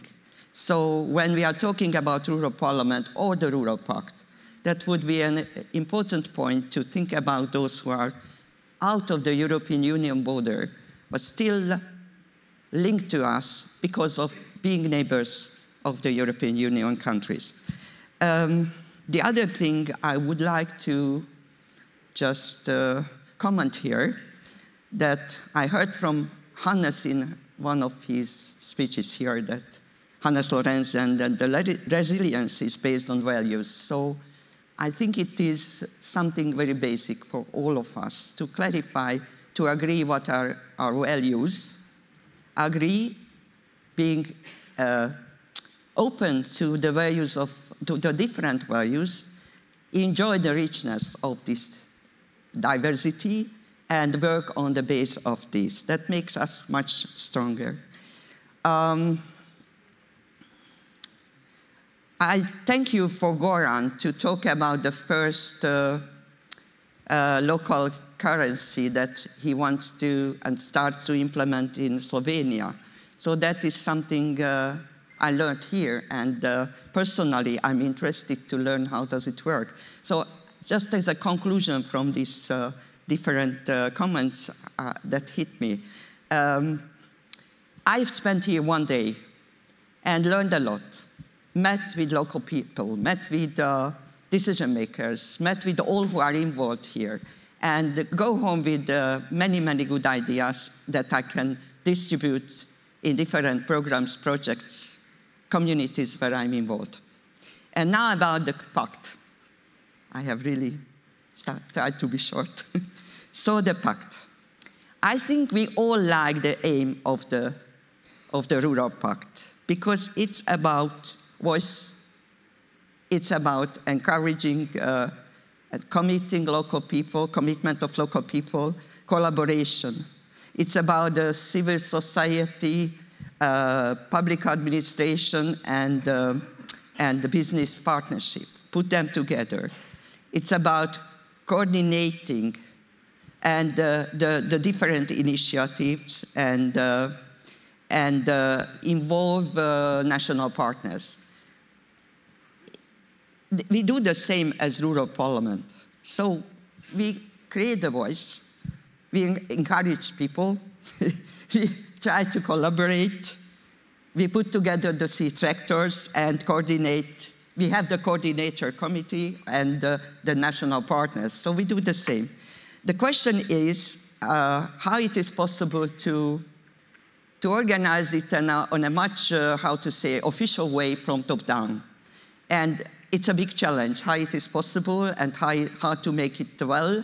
And I'm sure that instead of a lot of skepticism, I'm never a skeptic, maybe it comes from me, that it's much better to start to contribute, to start thinking about the opportunity, how it's possible to influence this good-looking top-down initiative, how to contribute to it, how to avoid some big mistakes, how to be present at all phases to listen to them and to communicate with the decision makers to guide the process into a good direction. If you ask me about expectations that are quite high, because I would like to see not only the so-called classical rural development stakeholders involved, but I would like to see all those who are left behind, different social initiatives and networks on European level, all type of green initiatives, the farmers, their initiatives, and all those who are somehow related to all those things which are happening in the rural areas. I don't want to go into the details. Yes, youth are very important, and that your presentation was great. I really enjoyed it. And that was full with messages. But I think that's same important to give voice to, for example, women who live in disadvantaged areas, to people like Roma, migrants and refugees living in Europe and have their own special problems in rural areas. This is one thing. The second is that this top-down initiative should meet with a bottom-up, should implement a bottom-up approach. So this networking and information exchange and all that are included in the vision has to meet with the local people's understanding. For example, we had a great contribution from one of the farmers this morning. I think when he is so unsatisfied, it is partly because of the processes happening, but it's partly because of the lack of information and the opportunity to contribute to the decisions. So what I would like to see is a first phase that is pilot phase, where all the stakeholders are ready to contribute and all the decision makers are open to make change and contribute and accept these contributions. What we need is not only the opportunity to act, but many, many tools to be able to act well. And of course, the fund available for all those activities which are needed. Because voluntarily, as I heard this morning from ECOLI's representative, voluntary, and I fully agree, voluntarily it will not work.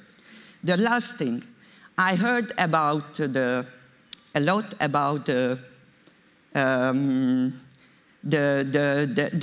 about the newcomers in rural areas.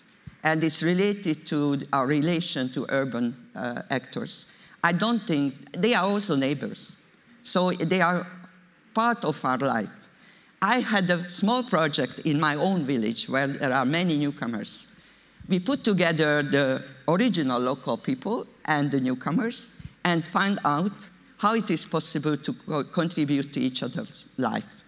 Because those who come, newcomers in a village, they have many external relations, many different knowledges that they can bring into the local community, is the cooperation starts. Two things that are concretely related to the Rural Pact. One is that to be able to do not avoid this opportunity that we can communicate with the decision makers, that would be very important to establish a forum for policy discussions in frame of the Pact activities. And the other one is that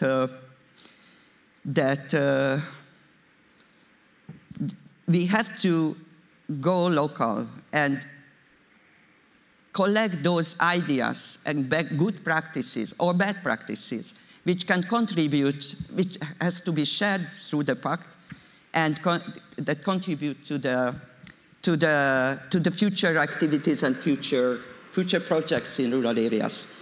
And a very important thing, do not duplicate. The risk is here that some kind of duplication starts. So there is Rural Parliament, there is the CAP network and others.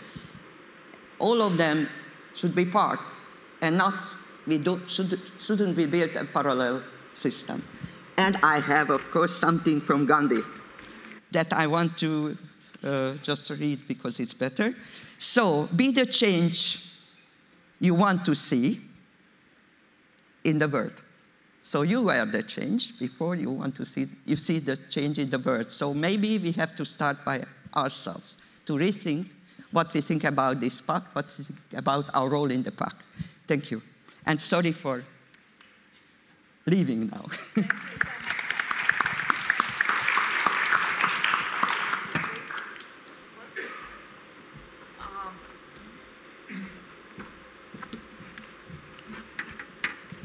Thank you so much, Marta, for bringing encouragement to work, to come with the issue. And I think it was very, very important connecting dots with establishing organization of European Rural Parliament, prepare all the different networks in European Rural Parliament. Yeah, and I'm sorry that Marta needs to leave, but you know the logistics is not always goes as planned. Thank you, Marta. And now I think the people here sitting already got some interesting questions that Marta was starting from the funding and how we don't overlap. But for those of you that maybe haven't read all the document or did it 3 months ago when the Rural Pact conference was happening, I think we need to get on the same ground and understand what actually is Pact. And as Marta was mentioning, what the top-down initiative is, I would say it's quite also bottom-up where we are meeting, because we are all the time being involved and discussing here as well.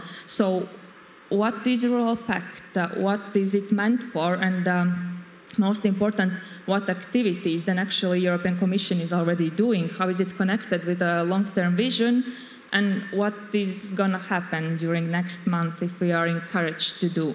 We'll hear a bit later on different opinions from European, local level, from civic society organizations and the public government. But before that, I would like to invite here Alexia Ruby, who's policy coordinator at the European Commission, DG Agri, and she's actually the one that you, if you have been following to Rural Pact events or long-term vision, probably Alexia is the one that you have seen, as she coordinates the European Commission team implementing long-term vision, and also has been not just in a public part, but also have been coordinating civic society network. So with different experience, Alexia, please, the floor is yours to guide us through what actually Rural Pact is about and what can we expect from the Commission. Thank you very much, Anita, and good morning still to all. I'm delighted to be here and to have been here since the beginning of the event. It's been a pleasure and very energizing to hear the debates and your reflections and your hopes and doubts and what you expect also from the actions that we are humbly, I would say, trying to do at the European level to put rural areas on the agenda. The Rural Pact and the Rural Action Plan are the two main avenues to implement the long-term vision for the EU's rural areas. And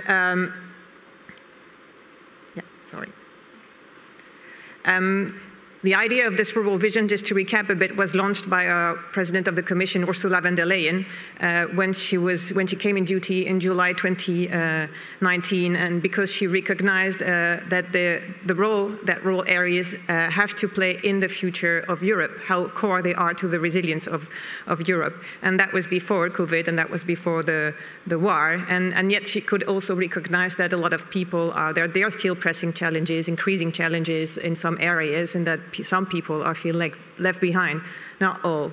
And that's also why she asked our Vice President for Democracy and Demography, Dubravka Šuica, to coordinate this work. And so when we talk about July 2019, we talk 1 year after the policies for this period, the Common Agricultural Policy, the EU policies for this new programming period. The proposals had been on the table in May 2018, so it was 1 year afterwards. So this is very much preparing for the future.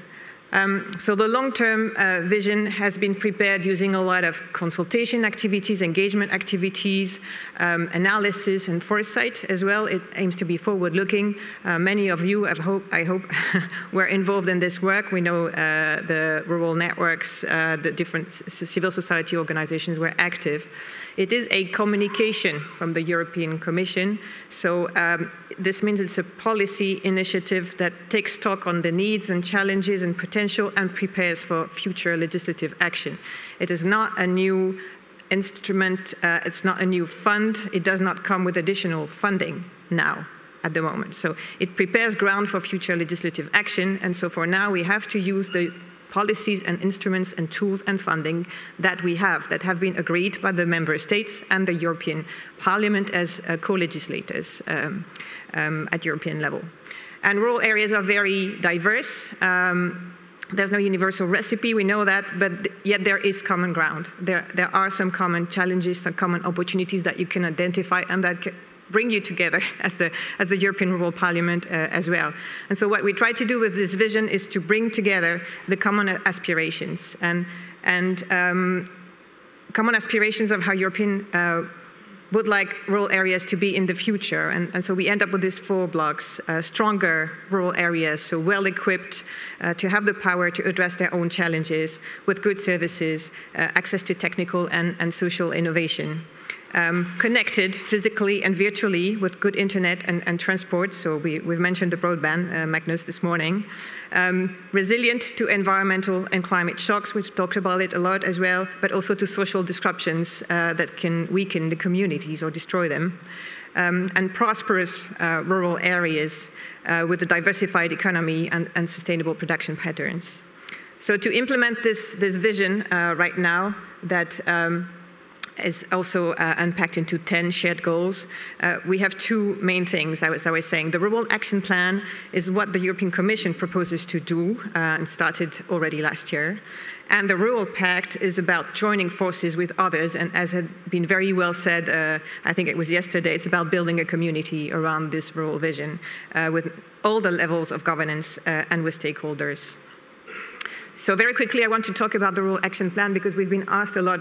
You're asking us to take action, but what are you doing? And so we need more communication on that. So the Rural Action Plan contains 30 actions, 24 thematic actions and 6 horizontal ones. The thematic actions that are here include they are structured around the 4 blocks of the vision, and they include flagships, so these are bigger initiatives or groups of smaller actions, and accompanying actions that are more about one specific thing. And these actions, they involve, and that's what important, many different Commission departments. So as we've said, rural agriculture has a major role to play. It's important maybe to recall that, we've heard this morning, but rural areas are more than that, and so we need to involve all the departments at all the levels of governance on what matters to rural life and organize coordination between them. So that's what we are trying to do with this action plan. I'm not going to read all this, but this is an image of what we have done in the past 14 months. To quote some of these, we have run a thematic group on rural revitalization with the European Network for Rural Development to produce specifications for a future rural revitalization platform.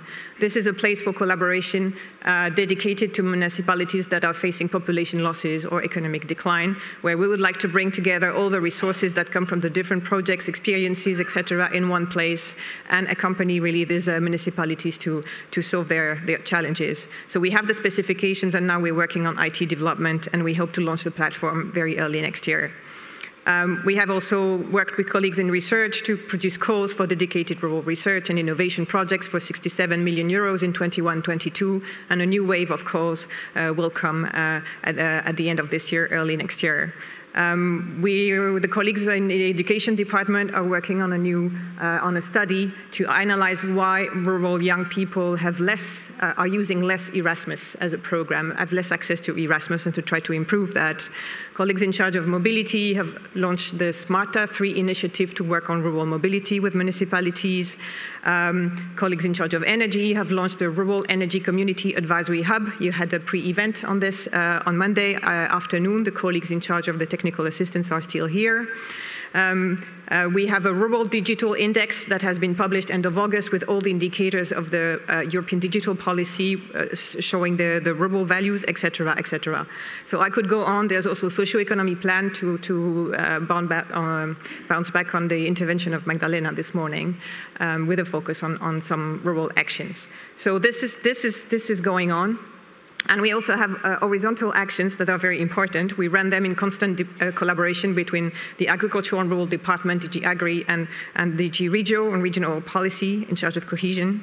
And 3 of them, the 3 on the left there, are about improving knowledge and data on rural areas and making them available to the public. We have kicked off the Rural Observatory in June, and we hope to be able to show online the first dashboards, so the first rural data dashboards at the end of this year, and that will give everyone access to around 100 indicators. We're also working with the statistics departments to collect more stats, and the member states are collecting the stats and are paying the costs for the collection of statistics. So we need to agree with member states on how to have more granular statistics. The first action is rural proofing. So we've talked about this as well. Rural proofing is about taking a rural lens, a rural perspective to new policy making, new legislative initiatives, new regulation.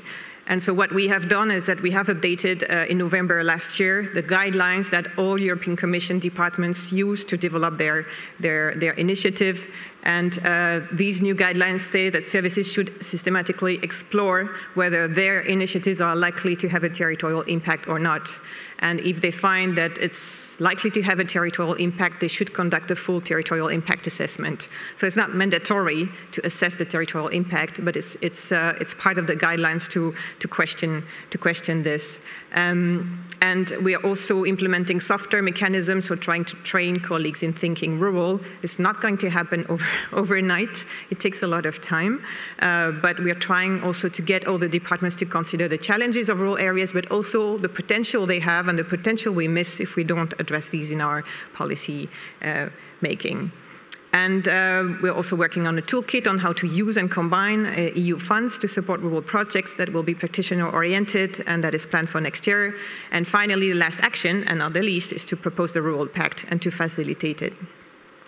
And all of this we want to bring into one online space with all these resources accessible in one Rural Vision website. So now the Rural Pact, which is the object of the panel. I'm getting there, Anita, and I'll try to be quick. And the outcomes of the Rural Pact conference. So as I said, so you've seen we have at the European Commission this action plan which covers everything that we can do at our level. But it's not enough. I mean, a lot of the responsibilities lies in the hands of the other levels of governance, of national levels, in particular, regional, local. Everybody can do and should participate, and also the stakeholders. You've been saying yourself, there's a lot that you can do yourself, and you are doing it. I mean, we've heard a lot about all the extraordinary work that is done already. So the idea of the Rural Pact, as Marta was saying, is to officialize a bit, give a bit more, to build a bottom-up process. Of course, it's proposed from the top, but to build a bottom-up process which links all these this thinking, builds a community around the rural vision, and links all the levels of governance for the first time, all the European institutions for the first time, in a multi-sectoral dimension to go together towards this shared goals. So how we developed it, we've launched a process. So last year in December, we started to say, okay, if we want this to be bottom-up, we first need to build a community around it. So we launched a community in December 2021. We have over 1,000 members who subscribed and say, yes, I want to be part of the discussion on this Rural Pact. And as we, I mean, we had this interaction with the community, but also we built a smaller group because it's hard to brainstorm with 1,000 people directly. So we built a small group in which the representatives of the European Rural Parliament were included to reflect on what the Rural Pact could be. And then we submitted the results of this brainstorming to the community in May 2022 with a survey leading to the final proposal. And we also wrote letters to all the member states, all the ministers in charge of agriculture and rural development, and all the ministers in charge of cohesion to say, we want you to take part in this, we want you to develop national rural policies, to implement rural proofing at your levels, et cetera, et cetera. So this final proposal, what does it say? It's built around three objectives. The first one is to amplify rural voices and put them higher on the political agenda. You will see that as an icon I've chosen an ear rather than an amplifier, just to say it's also about improving the listening. Networking, nurturing networking, collaboration, and mutual learning, because there's a lot we can learn from others, and it's being done in a lot of contexts already. This is one, but there are others, and it would be good to connect them. And encouraging and monitoring action for the shared goals, as this is the main also principle. Who are the participants? They're public authorities, civil society, businesses, individuals, and academic and research and innovation bodies. All of them at their level of competence and expertise and power, I would say, can do a bit or a lot to contribute to the rural vision goals. And what does it mean to participate in the Rural Pact? It means committing to act for one or more of its objectives, proposing concrete actions. So we assembled 475 people on site in Brussels to discuss these. There were 20 sessions in total, a lot of participatory sessions. All the material is available online, people coming from all different levels. And what we have done at that conference is put rural areas on the top of the agenda for two days, organize a lot of networking. There were a lot of exchanges. People said the sessions generated ideas for actions, and we had the first series of commitments to the Rural Pact, and the Rural Pact proposal was endorsed. But of course, a lot still needs to be defined. So if you read the proposal, you will see that not everything is set in stone or defined in the details. So there's room for discussion, and the ERP was part of the moments to further discuss this. We received around 60 commitments at this conference. An example would be somebody said, I will introduce car sharing with cars of the municipality and companies by the end of 22, so that's very concrete. Another one on an individual basis said, I commit to engage in setting up an energy community in my 12 municipalities territory, so that's one thing. These are examples of things that we received. I mean, most people committed as an organization, but some also on an individual basis.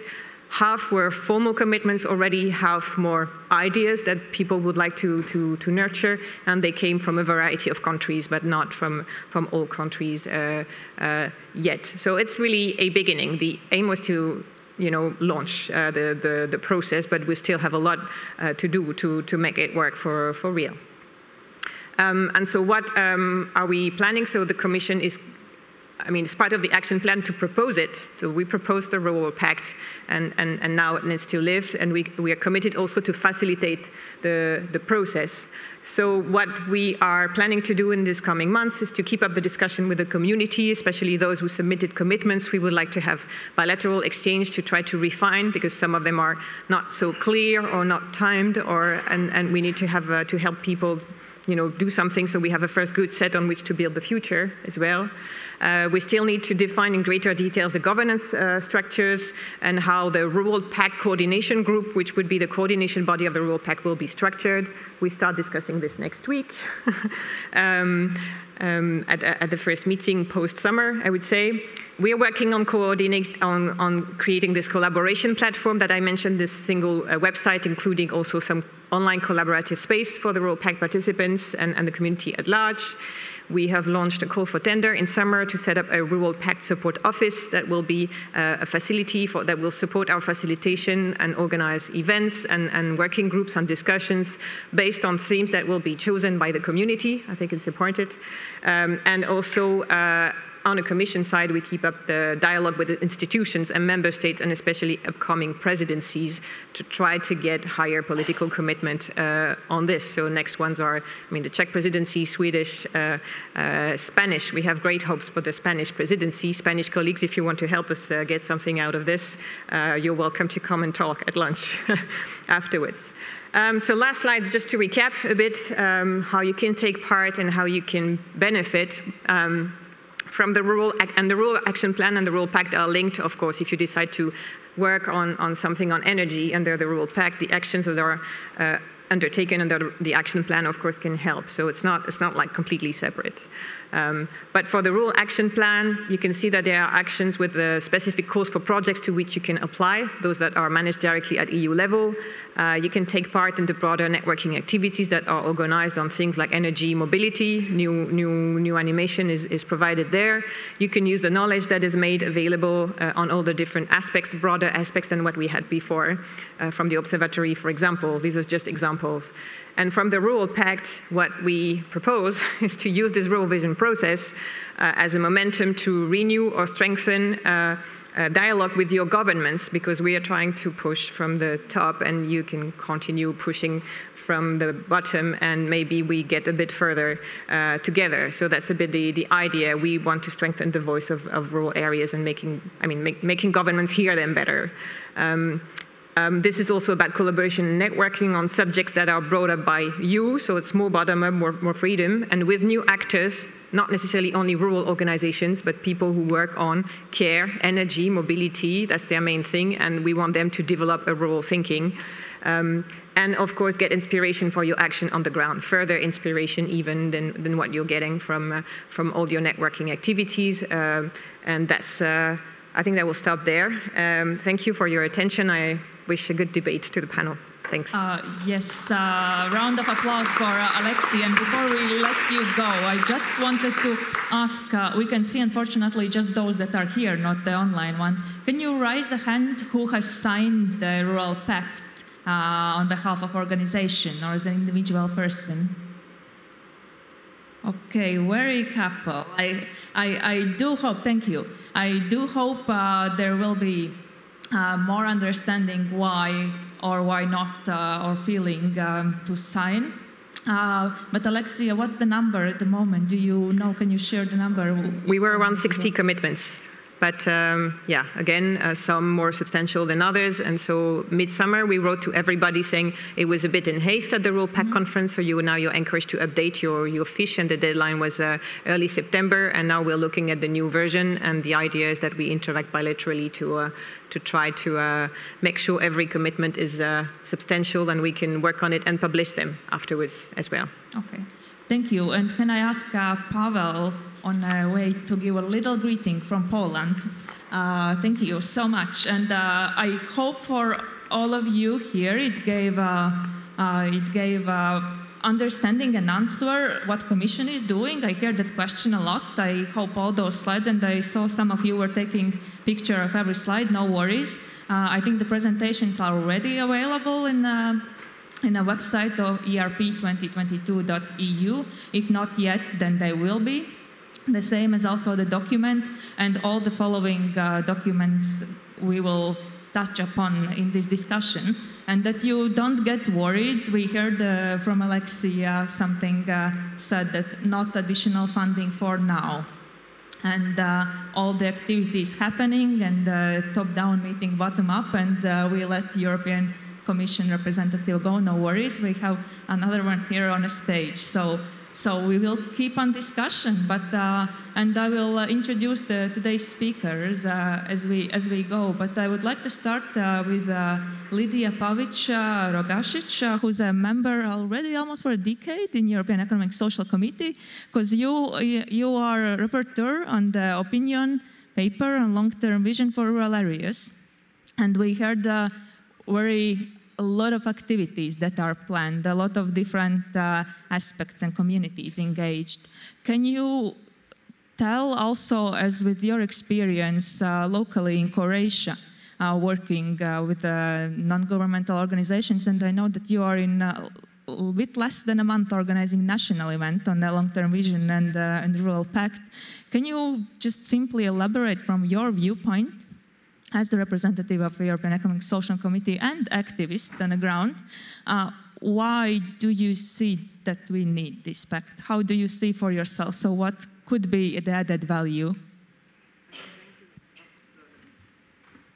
Yes, thank you very much. Is it working? Yes.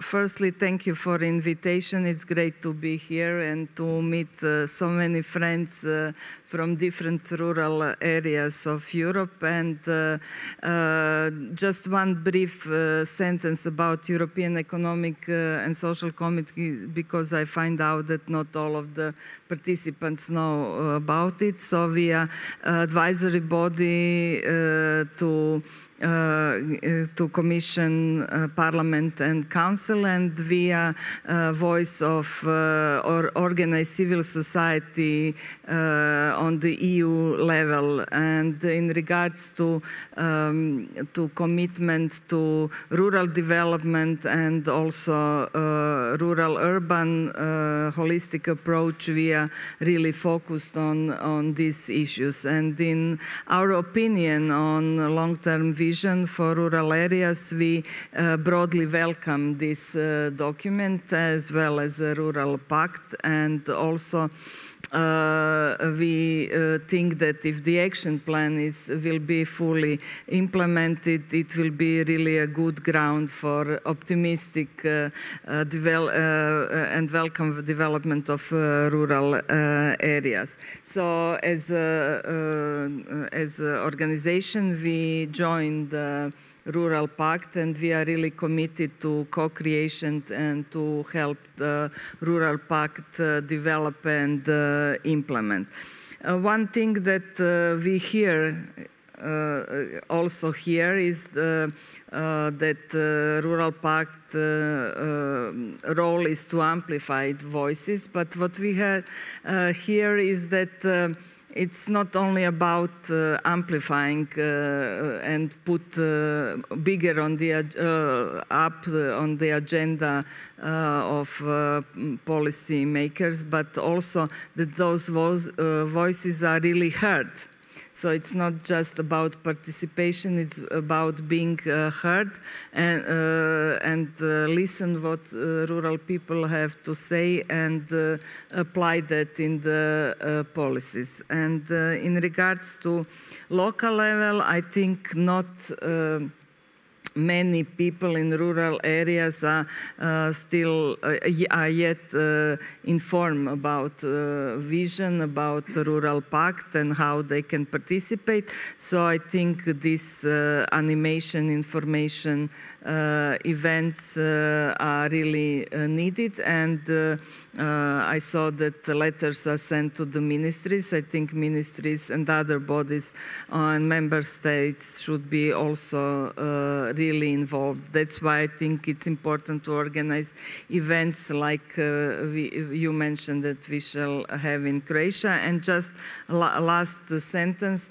I think it's good data that so many people, so many different stakeholders, and including EU institutions, were present in the Rural Pact conference, so there is an interest.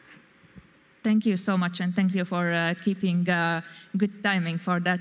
I want to stay in Brussels a bit more, as the Economic Social Committee as well is based there, and we heard really good activities and also the goals. But as we have the honor having with us today also Mario Milocho, who's the director of the DG Agri, and we heard the facts, and we are all the time, I think, in civic society referring to European Commission and saying, how is it happening? And I think best friend is DG Agri. We always are working with you, and we're appreciating all the work, and then we always refer to the European Commission, and we say, okay, what are you doing? We heard what has happened. So how is the involvement and how you see? It's a lot of work, I believe, for you as well. As Lydia was mentioning, in Brussels, we heard there were different kind of Brussels representation, a lot of new faces for the rural community. Why do you see it's needed? So what is the added value? Because for you, we see that it's more and more engaging new portals also in halls of Brussels. So what would be your answer why European Commission needs the Rural Pact? Thank you very much, Anita. Good afternoon, everybody. I'm very happy to be in this wonderful event, seeing many people, and definitely it will feed our reflections and hopefully our policies in the future. But I come to the question. Alexia already presented in detail the vision and the Rural Pact, so I will have 3 points. I see the need of the Rural Pact first, because this is the first structured attempt, if I can say so, where we organize and we put together the efforts in favor of the rural areas. And I will say immediately what I mean, because probably you wonder why I say this. In the Cork II Declaration, we have a very, very good platform for the rural areas. However, after the Cork II Declaration, there was no center of responsibility, there was no coordination, there is nobody who ensured the follow-up. So now we are going to have this for the Rural Vision and for we agreed in June for the Rural Pact. Then we put together everybody. It was said, but I would like to repeat it, because we have the European institutions, we have the national and the regional governments, we have the civil society together. Probably I should have started with the civil society. And you will tell me, but we have the civil society together with the Commission and with the governments in the ENRD, in the European Network for Rural Development. However, the network, the ENRD is only for the CAP, for the Common Agricultural Policy. Cohesion is not there. The other policies are not there. And also, we don't have the other European institutions, which are, one of them is together in the table here. So now, with the Rural Pact, we will have really everybody together. And Marta, she left already, she said that we need to pack this. In fact, we gather together because everything has, and every organization and structure has its own role. Then something that I need to tell you, well, there are not many structures at European level and at national level which mainly aim to develop the rural areas. I mean, there is no governance on rurality. And what I mean here is, if you go at European level, if you go in the Council, which is the Council formation which is dealing with the rural areas, we have big difficulties to find who to adopt conclusions. Is it agri-fish? If it is agri-fish, it's only about the Common Agricultural Policy. Is it the General Affairs Council cohesion? But then it is only cohesion. Should it be the General Affairs Council? The Parliament, the European Parliament, it is the same. We have ComRegi, we have ComAgri, we have different committees, but nowhere there is one place. In the Commission, I would not skip here to say about my institution, we have two big directorates general, and the rural areas are split between them, Regio and Agri. And we have also many other directorates general. And at national level, it is almost the same. The financial ministries, the regional ministries, the agricultural ministries, they keep mainly their farmers. They don't go so much for the rural areas, same for the cohesion and the financial ministries. So here the Rural Pact has a role. The Rural Pact has a role to put all the policies together, to solve this structural problem, and probably in the future to have a holistic, integrated rural policy. So this was the first element, and the second two will be very short. The second element, and also Lydia mentioned it, to hear the voices of the rural areas. And here I would say, you know how powerful are the policies that are close to us. The environmental policy lobby, for example, how powerful it is. The cities lobby is also very powerful, the urban lobby. Also, we have the agricultural lobby, which all we know, and it is in my Directorate General, which is very powerful. All this is very good also for us, but they make their voices heard better than ours. So we needed the Rural Pact. I think that it will help in this direction as well. And the last element is that mentioned also by Marta and also by Alexia, is that we would like to, we started with the rural vision with the bottom-up approach. This is a novelty, relative novelty in the European Union, and we would like to keep it in the years to come, because the vision is until 2040. Hopefully the pact will exist until 2040, and we would like to keep this bottom-up approach. That's why we need the Rural Pact. So this is, Anita, from my perspective. Thank you. Thank you. Thank you so much. I would like to invite us to travel to Poland, where we are actually based. And from Poland, we have Joanna Gierulska, who's the Director of Common Agricultural Policy Department in the Ministry of Agriculture here in Poland. And you are the one that's responsible for the Common Agricultural Policy Strategic Plan. And we know, all of us that are working with CAP, that CAP cannot solve all the challenges and all the issues that we face in rural areas. Can you elaborate a bit and tell your perspective? How do you see that we can get the national governments on board here? Because that's, I think, something that came up really on the Rural Pact conference, and also we heard just previously reflecting. National level is something we need to push on from both sides. Do you see that Rural Pact could be, or how it could be, some added value engaging in rural thinking about and acting for rural areas, also other stakeholders? You're doing a great job here in Poland. There will be CLLD in next period.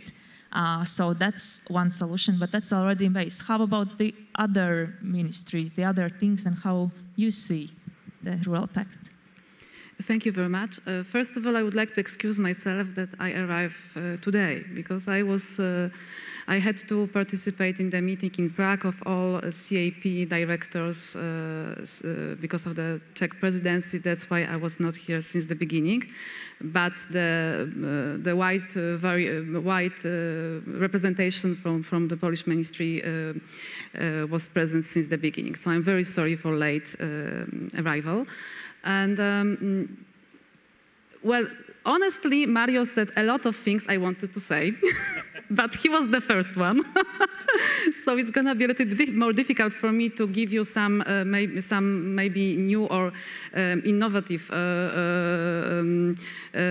points of view. But for sure, Rural Pact is a platform which supposed to make rural areas seen as an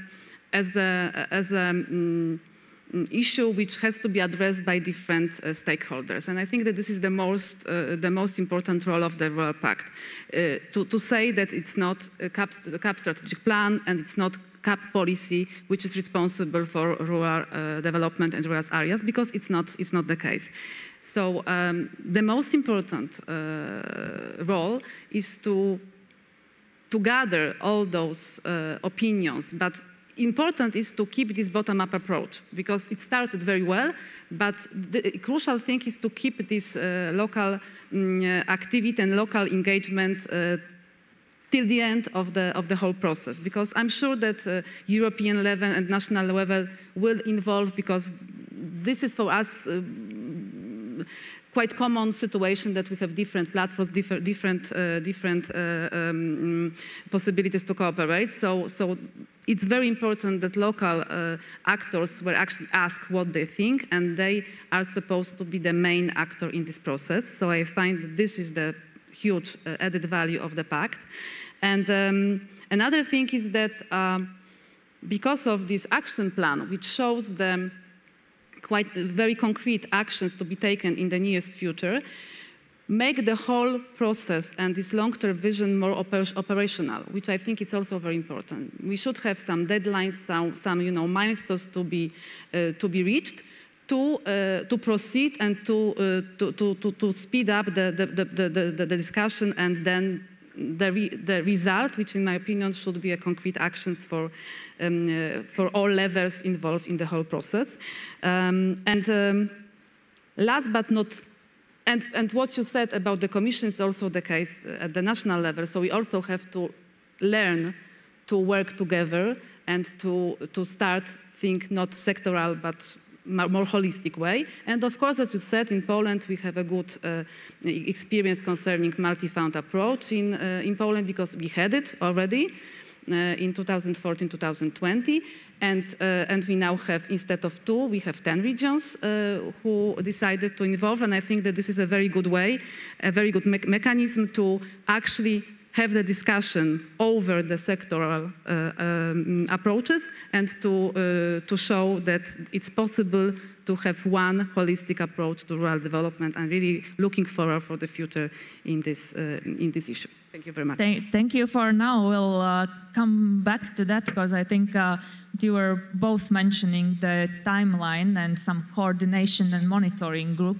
that we come back to, and I think that's something for us to take in the next session. We'll talk about, we'll present, and the presidents of 3 co-initiators will sign the declaration, and we'll tell about the action plan and something. So that's really, really important point in my eyes as well. But when we go to the local level, the local government, the municipality, is something that's closest to us from the public sector, and usually municipalities are the ones that have quite clear timeline, funding, action. And here I would like to ask for opinion for Thibault Guignard, who's mayor, firstly, also a member of the Committee of Regions and the president of Leader France, so having different different roles, but mostly mayor. And so municipality has strategy and clear budget. Also, you are one of the few countries in Europe.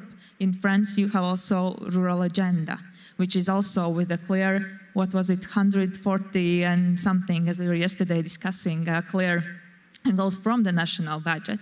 So do you see that Rural Pact for you as a mayor, for your territory and in France can bring something different than the already existing mechanisms and things are in place? Thibaut. Thank you, Anita. First of all, excuse me because my English is not fluent, so I need a written intervention, but I will improve my English in the coming month. I'm delighted to be able to speak both member of European Committee of the Region and as mayor. As a past president of the European Committee of the Region, Apostolos Tsiktikostas and Derlinde, local leader politician welcomes the proposal to establish a rural pact and action plan. I totally agree with that. I'm myself a local leader as mayor of a small town of 4,200 inhabitants. And I think rural municipalities like mine run projects on a daily basis in all areas in order to maintain and attract new populations, whether in terms of services to the public, in terms of ecological, social, cultural transition for both young and old people. To be able to respond to these needs, it's essential that rural municipalities be supported by the region, but also by the state and the European Union. However, in France, as in all the member states, rural municipalities experience difficulties in mobilizing European funds. In France, since 2019, the government has implemented a rural agenda, which is a strategic vision of French policies of rural territories. To draw up this action plan, the ministers asked 5 elected officials from various organizations of rural areas to consult all the stakeholders in rural areas, elected officials, associations, economic and social players, qualified personalities, state service. They formulate proposals to feed the rural agenda of the government. More than 200 measures are included in this rural agenda on various subjects. The revitalization of town centers, ecological transition, services to the public. Most of these measures already existed, in fact, but with the rural agenda, they have been financially reinforced and more adapted towards rurality with quantified objectives. These measures support rural municipalities. For example, my municipality committed to the Small Town of Tomorrow system. Small Town of Tomorrow is an action program to revitalize 1,600 small French towns. Small Towns of Tomorrow aims to provide technical and financial support to municipalities in their projects to revitalize town centers and improve housing. Whether it is called a Rural Pact or a Rural Agenda, the goal is not a specific program dedicated to rurality, but to adapt public policies to the needs and specificities of rural territories. 3 objectives should motivate this dynamic. Better recognize rurality and the identity of rural territories, improve daily life in rural territories, and better take into account the local level and the commitment of rural stakeholders. Yes, I need to say thank you for now and thank you for clear objectives. We'll come back to that. I want to finalize this first circle and then I'll go into the more discussion with Tom. Tom is president of ERKA. also have been involved in a lot of European policy processes and has a wide experience. And Erka has a paper on the Rural Pact stating for the more relying more on existing partnerships and existing structures, and also putting some maybe critique on the transparency on the observatories and other aspects. What is Erka's and what is yours experts' view, and being involved in European Rural Parliament, how do you see the role of Rural Pact for the civic society? Okay, Anita, thank you very much for that. All of us need a vision in our lives. Perhaps at my age, a vision for 2040 is a bit over-ambitious. But if you don't have an ambition to aim for, when things get rough, it's much more difficult. And therefore, as ERCA and other civil society organizations, we all welcome the Commission's initiative in having a long-term vision. Obviously, this was written before the pandemic and before the war in Ukraine, so it may need some updating, but certainly having a vision, you need to buy into all parts of it. So you can't just pick and choose what suits your organization. If you deliver a vision, everybody has to work together. And to me, therefore, the Pact, and many organizations have, in response to the early work in progress that the Pact still is, I think, have said, well, we're doing a lot of this already. But to me, the whole word meaning of Pact is cooperation and partnership. These are old words which we use. We are better together. We can achieve more when we work in partnership. And therefore, to me, the Pact should be something which obviously is led by the Commission, because it's their document initially that's come out, but it enables all of us to work together. And obviously the conversations that we've been having during the last 12 months on improving participative democracy needs a long way to go again. There's more that we can do to include the silent voices within our communities in decision-making. And the Pact, therefore, from a European level to the national, to the local level, means that we all have to ask ourselves, are we fully inclusive when we formulate our policies, when we discuss within our geographical area, within our area of interest, is everybody in our community involved? And obviously the pandemic has thrown up some changes. We heard this morning from our Swedish colleague that obviously people are moving back into rural areas in larger numbers, so the pace of change has accelerated, and we need to be able to understand how to do dispute resolution, because there will be some conflicts of interest within our rural communities, and we need to manage that. And the Pact, therefore, at a local level is about managing different ambitions within the same spatial area. I say that it's work in progress. In one sense, we would have liked to have had a blueprint. This is the Pact.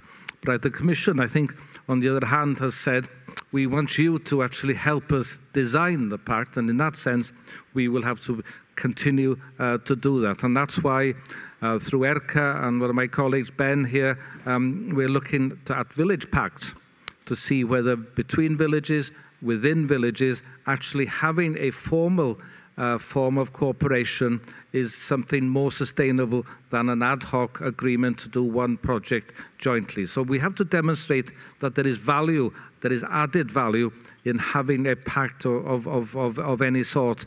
And it has to have accountability, but it has to have the resources through the new multi-annual frameworks for at least the next 10 years to enable key players within and between communities to prompt action. To me, I would have called for a rural-urban pact. I would have gone a bit further to say nowadays we all share ownership and interest in rural areas, whether we're urban or rural citizens. And in that sense, this pact is about a better understanding between urban and rural citizens about their rights and responsibilities. And I would like to see a charter of European rural and urban rights and responsibilities. We heard about rights yesterday in one of the sessions. we need to make certain that every citizen, as they go through school and into life, understand how the complexity of the environment and agriculture and all land use is important to every citizen wherever they live. So as far as I'm concerned, this should be and will be hopefully eventually a rural-urban pact which we can all support.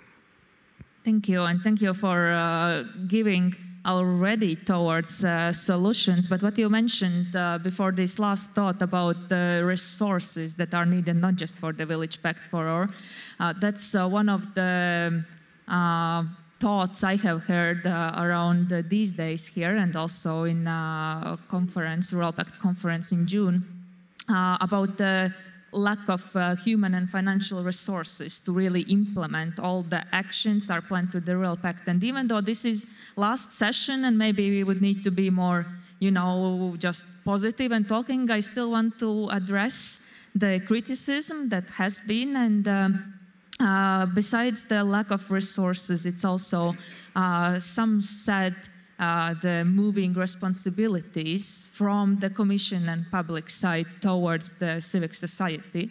And I think Alexia gave part of the answer, really listing the different activities, what already has happened and throughout the summer. But still, how about the responsibility and decision making and real action plan?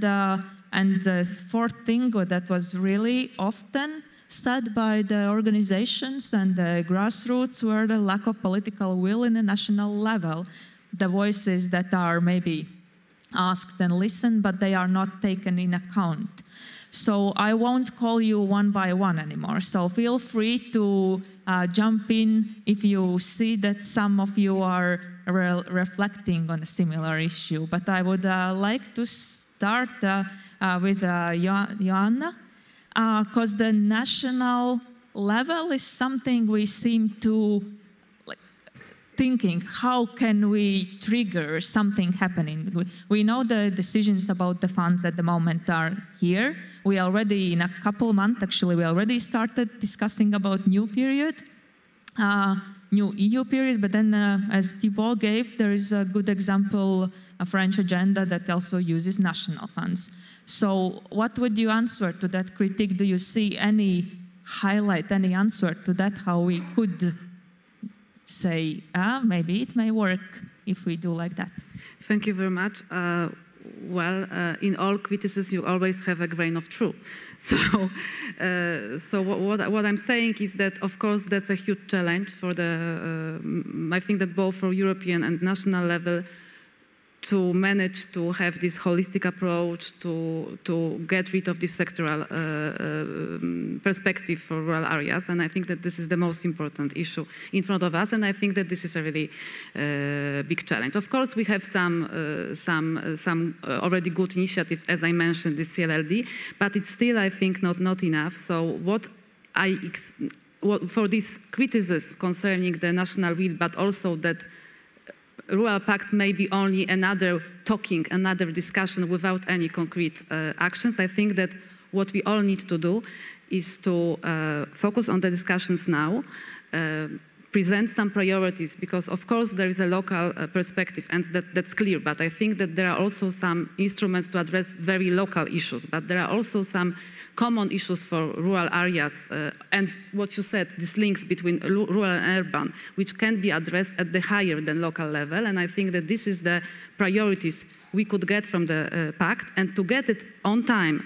What I mean by on time is to get all those, this list of these actions before we conclude the next programming period. Because of course, we invest national money as well in Poland in rural development, but we also need European funds. And I think that this is important to have on board at the first stage all stakeholders responsible for different policies from different funds to see, when you discuss the goals, the actions, to see where we can find the sources for financing this kind of project. And I think that this is the crucial for local communities to see that it's not only talking and it's not only giving another list of priority, but also to see that those priorities will will be feasible and will find in nearest future sources of financing. And I think that this is the huge challenge, but also it could address all those criticisms concerning Rural Pact.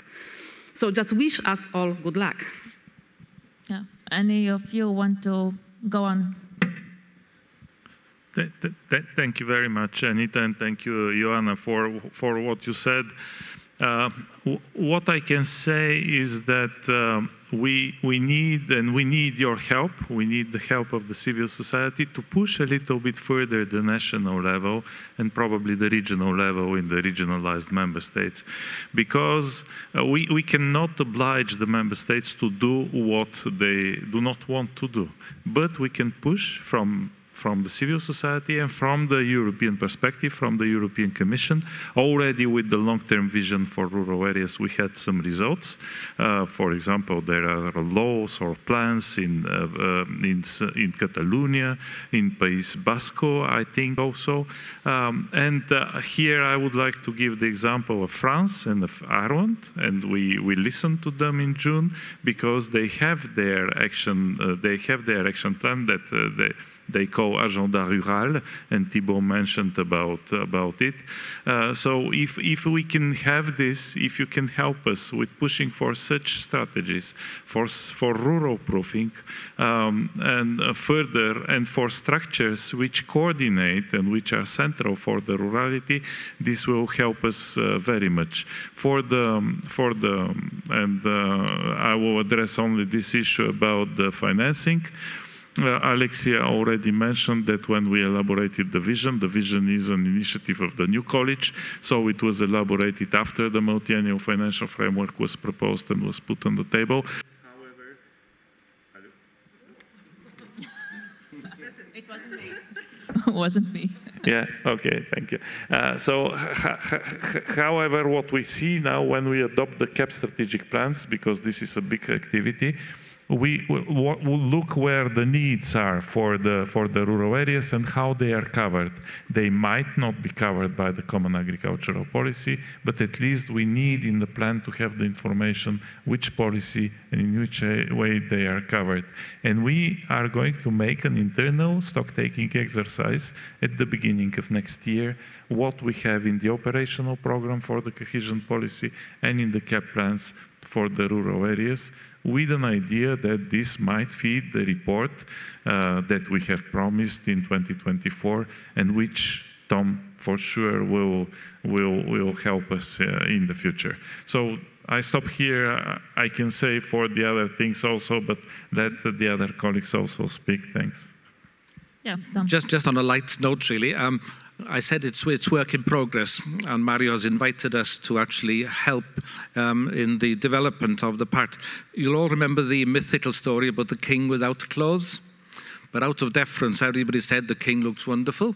And I suppose that there's a bit of that as well here. We can't quite see yet what the Pact looks like completely, but we obviously have to say, and we have to support the concept because it's in the vision. I think the important thing is to say, there's a platform to be established. And the example of the Smart Village project, where there were examples, there was some piloting work done, all that is something we will need with the Pact as well. We need to be able to see in good time that somebody has started something somewhere, so we are looking to national governments to take the lead, somebody to pilot a project on the Pact, so we can then look on the platform, we can add to the platform our own impressions. So the sooner that is up and running, I think the better we will have this idea of what the Pact is all about. Yeah, thank you. Yeah. Thank you. As I mentioned, the Rural Pact is the first victory for rural municipalities and rural territories, provided that behind the attention there must be actions, measures, and financial means. Rural municipalities need, for example, human resources to develop projects. To have this engineering, we need financial means, exactly as for the LEADER program. Why LEADER is a success today? It's because the fact that LEADER makes it possible to finance two positions in the territories. The Rural Pact should make it possible to bring visibility to European policies for rural territories. And I think if European rural communities speak with one voice, I'm convinced that we will be able to formalize this pact. This must be the ambition and the role of the European rural parliaments, of our European rural parliaments. Thank you. Yeah, Lydia, and maybe you can also the criticism or the a bit scare that maybe the responsibilities are moved different directions. Can you also elaborate on that?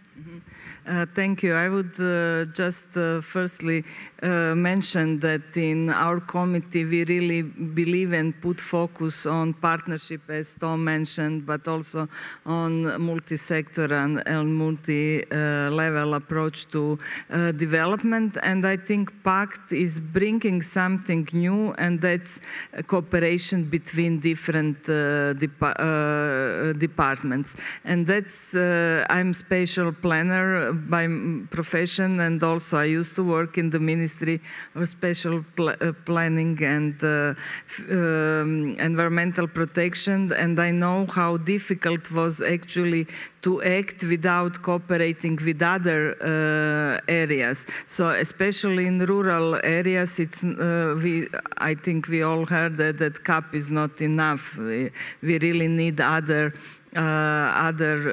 policies involved. For example, I will just mention here transport, connectivity, especially public transport, and I think these new strategies, for example, for smart and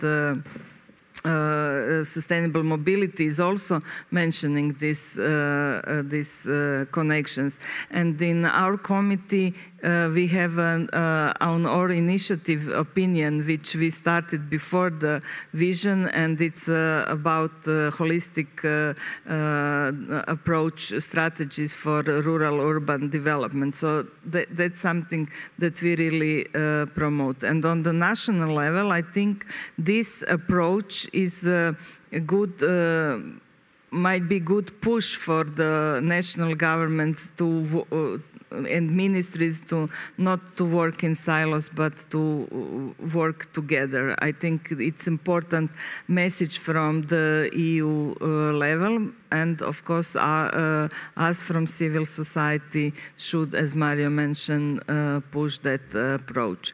What I think challenges, what you mentioned, ask actually, and Tom also mentioned, is that it's a work in progress, and we have to see how it will continue, how really other EU departments will join, and also how civil society voices will be heard and listened and heard, and those recommendations, how it will be implemented in the policies, but also on the national and local level. So we all have tasks to do, especially I think civil society to push.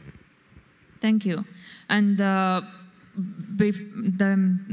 things that you mentioned, a couple of you, about the next programming period and possible steps how to get there. I will want to hear about maybe some concrete actions that you see that we really need to prioritize and understand. So what should be done, what could be the best things. But before, I don't want to open the big discussion, but as we are on the critique, maybe if there is some urging question from someone who has signed Pact and now think, oh my God, what have I done? Or the opposite, do you have, is there any question? And very, very, very short and rather question than comments. But yes, I see one hand there. Can we get, yeah, Pavel, I see. Thank you. And please introduce yourself. Say your name. Yes, my name is Peter Bakka from Finland. And I think this looks really good. If I was a more colorful person, I might say a dream has come true, because I think I see a little bit in this some similarities with what we have been doing in Finland, actually, with multi-level, multi-sectoral governance. But one question, and that is when there's guys from the top with a lot of power and a lot of money meeting those on the grassroots level with not so much money and not so much power, how are they going to feel equal in the pact, which I think they should? Thank you. Is there any other question? We could take 2 more if there are. No? No, we're good. Okay. Yeah, maybe Mario, if you would comment. Well, thank you very much. I know about the experience of Finland, and we welcome it. And I think that we can draw a lot of lessons from Finland as well.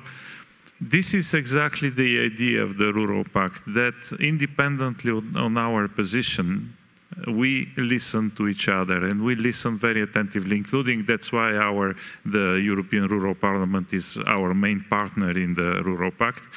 We are here to listen to you. I'm not saying that I'm a very powerful man with a lot of money, but however, we are negotiating the CAP plan where substantial financial resources are there, and exactly we are coming to listen to you.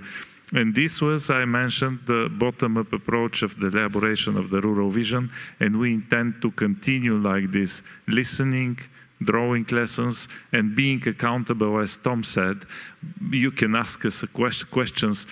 I propose this, why it is not taken on board, and we can explain if it is not taken on board or if it was taken on board differently. So this accountability also is part of the Rural Pact. I don't know whether this is exactly the question, but be sure that we are absolutely normal people. The fact that our job makes us linked to this big money, it does not make us different. We can have coffee, wine, beer together, discuss, and I'm most happy to have this possibility here in the European Rural Parliament.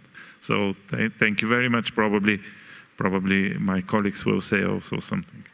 Yes, if I can, I think it's the biggest challenge, because I think the idea is really good, and I think we all stood behind it, and that's why Economic and Social Committee joined the Pact, because we think we could contribute, but it's still not clear to everybody, not even to us, how it will go, this structure. And I think this, what Alexia mentioned, this support system is really needed, because being a part of civil society organizations, we have experience with networks, and we know that networks are not just acting without any coordination, without any support. It's a lot of energy, a lot of voluntary work engaged if we want to our networks to survive. Of course, we need financial resources, human capacity, and so on. And so all that should be also put in Rural Pact, because it will not just deliver from good ideas. It's need a lot of resources, capacity, goodwill, understanding. So all that we see in our everyday lives in civil society. Yes, thank you. And continuing from that everyday life in civil society. So there is tomorrow, still working day, Friday. Whether on a train back home or in a car or already working or having the day off. So where do we need to start? The Rural Pact could have hundreds of pledges and different priorities and happening. We saw the Commission has clear goal, and already a lot has happened. Yes, the beginning of this week, energy hubs and so on. So what is the critical change or the concrete action where we would need to focus? Because now we are on a way to mobilize, as it was said, and we are like we already experienced 3 months ago different stakeholders that usually are not discussing about rural issues. So we are gathering all those people, we're committing ourselves. So where do we need to focus our attention? What could be that commitment and thing we really need to prioritize using this new instrument and the system and actually, process of Rural Pact? Maybe Thibaut. I think the Rural Pact must now remain at the simple stage of good intentions, but must be concrete and pragmatic. And so we don't create an empty shell. The aim is not to be a specific program dedicated in rurality, but to adapt public policies to the needs and specificity of rural territories. We need to ruralizing all the European policies. And the Kielce Declaration summarizes the foundation of what could be, in a few years, an integrated rural policy, and the leader model is still relevant today. It's essential not only to trust local actors, but above all to give them financial means. This is where I think the leader spirit must animate the work in future European rural agenda. Thank you. And we are happy to have friends on the board, because I think for a lot of us hearing yesterday's discussion, one of the things within the community is for both the national and the grassroots level to hear the experience of friends in the rural agenda and see how we can come. So thanks for that. Joanna. Well, I think that the biggest challenge now is to, as you said, this effective communication that it's actually taking place, this kind of discussion taking place, and we all are important participants of this discussion, and that's, I think, a challenge, because it requires different methods to communicate with different stakeholders. And the other challenge I can see, at least in Poland, is that we really have to have on board all policies, just from the beginning, because if it's not the case, we will stuck to this rural thinking and sectoral thinking, and we will not have this the change we all expect, I think. So that's also a huge challenge for administration as well. And I guess that maybe this was a good push from the European level to push this discussion at the local level to make this bottom-up initiative. Well, I'm actually the one who is very familiar with bottom-up approach, because I used to work a lot with leaders. So I also hope that leader can give example for this kind of approach, because this is the place where you already have local discussion, you already have the approach which is more holistic than sectoral. So these are the biggest, I think, challenges in front of us, and I can't give you for the moment any recipe for that, but I hope that we will manage to, in the future, to come up with good solutions and good proposals for next years. Thank you. Thank you, and thank you for highlighting as the first one communication. And at least in Latvia, there were we as a grassroots really heard the Commission's communication in April, reaching out to the responsibles of the cohesion policy. So the communication and getting on board and starting to move did start this discussion, and it's good to hear that also you as responsible for CAP say that it is important. But yeah, Mario, what? Thank you, Anita. Very quickly, 3 points. So the first point is about this is a big challenge to create the governance structure of the Rural Pact, and there are 2 elements. We heard from you that it should be independent from the Commission. We are doing our best to see how to organize this, and then how to organize the coordination group in a manner that I come back to your question, that this bottom-up approach is there, because periodically we are going to have big conferences as in June, let's say every 2 years, and in the between there will be events where we are going to be accountable. But in the meantime, we should also work with this coordination group. So this is the first challenge. The second big challenge that we have is to involve the national level. The national level is very important. We need to arrive to have the Council conclusions, because the Council didn't pronounce themselves on the long-term vision for rural areas. There is a very vague and tiny mentioning in the Council conclusions of the Cohesion Council in June, but the Member States together, they should find a way to pronounce themselves and to say what they think about the rural areas and how they see the way ahead. So this involvement of the national level is something very important, and we rely also upon you. And the third element, I will not develop it, but this is this structural element that I mentioned, that there is no governance on rurality at any level for the time being. We need to come to a holistic policy and to better coordination, better concentration on this. So these are for me the three challenges. Thank you, Anita. Thank you. Yeah, Tom. Very, very briefly, I'm looking at my watch. It's about capacity, and if the vision is to do anything, it's to provide capacity for every citizen in Europe, whatever age, but particularly young people, that they feel confident, that they understand what the issues being discussed are, and that they're able to participate fully in that process, whether it's in their local administrations, in their NGOs that they belong to, they can join, but at a wider national and global level as well. So I think the Pact is about actually enabling all citizens to be fully understanding of what decisions have to be and what participation, what role they can play. And that's, I think, to me, is the most important thing. Thank you, Tom. And Lydia, for you, what would be your thought to say, let's start with this in conference October?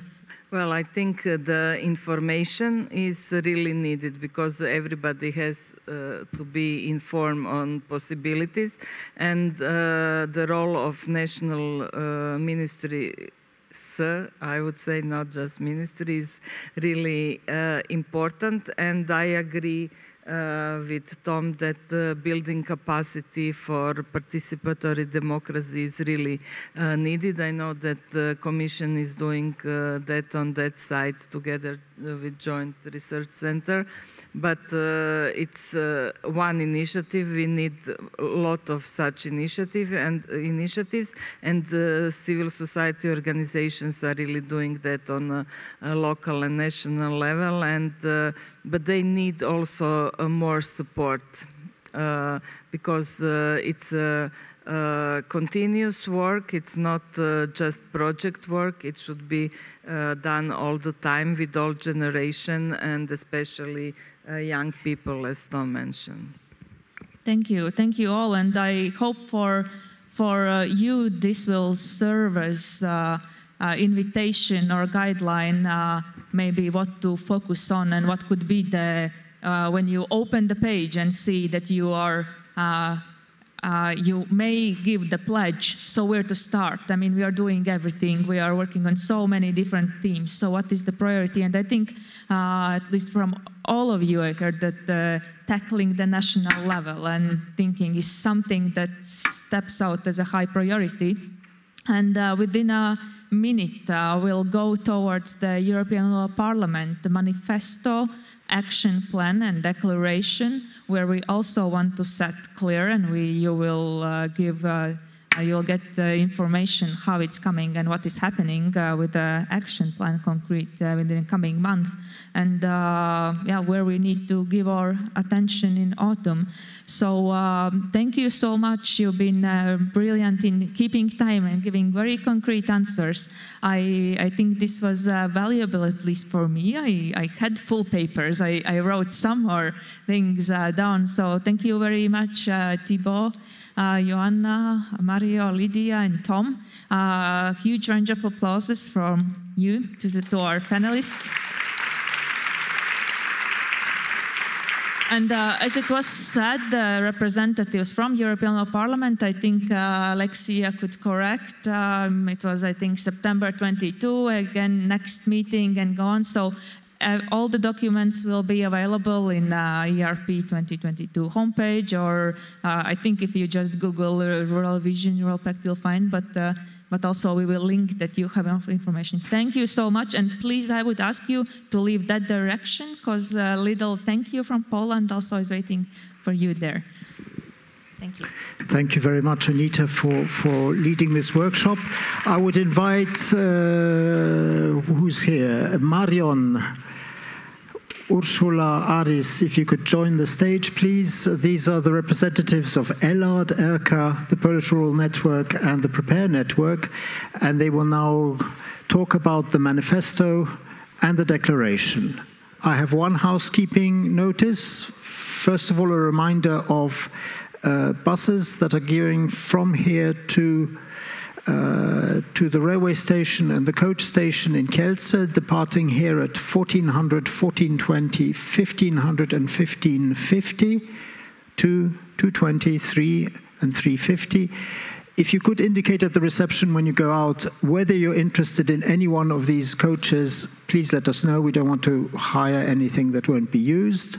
There is an initiative by some of the participants to hire and share the cost of a bus that will go directly to Warsaw Airport, and that would leave here at 2:30. So if I could have a show of hands, if anyone is interested in that, in addition, not those people who have already signed up to it, but those who are interested in taking a direct coach to Warsaw Airport, leaving here at 2:30 and presumably arriving at Warsaw Airport at 4:30. I see Peter, I see Ula. Anyone else? Just so we know the numbers. Thank you.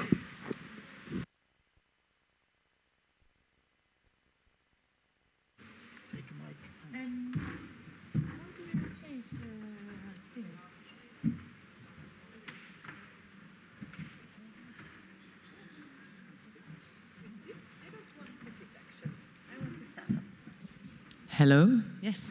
Hello, everybody. We have come to the kind of the major outcome of the gatherings is that we are doing a manifesto and a declaration, and we are about to tell you a little bit where we are at those things. Do you want to sit down? You know, it says here Marian Eckart, Aris Adlers, and Tom Jones, but this is not Tom Jones. This is Ula. I don't know your last name. It's not easy, Budzik Tabor. Tabor is the easiest part, so maybe just this. Yes. And Ula is representing the Polish Rural Network Forum. Yes, and we do this together, and Tom will be back in a second. He has been busy quite a while here, so he needed maybe a glass of water or something similar. I'm going to tell you a little bit about the manifesto and the declaration, because I know it's hard to follow these processes sometimes as somebody who's not stuck in the process themselves. And we have two documents that we do. The manifesto is the longer one. We have, I think, 29 points on it. Yeah, we did one in 2019 with 29 points.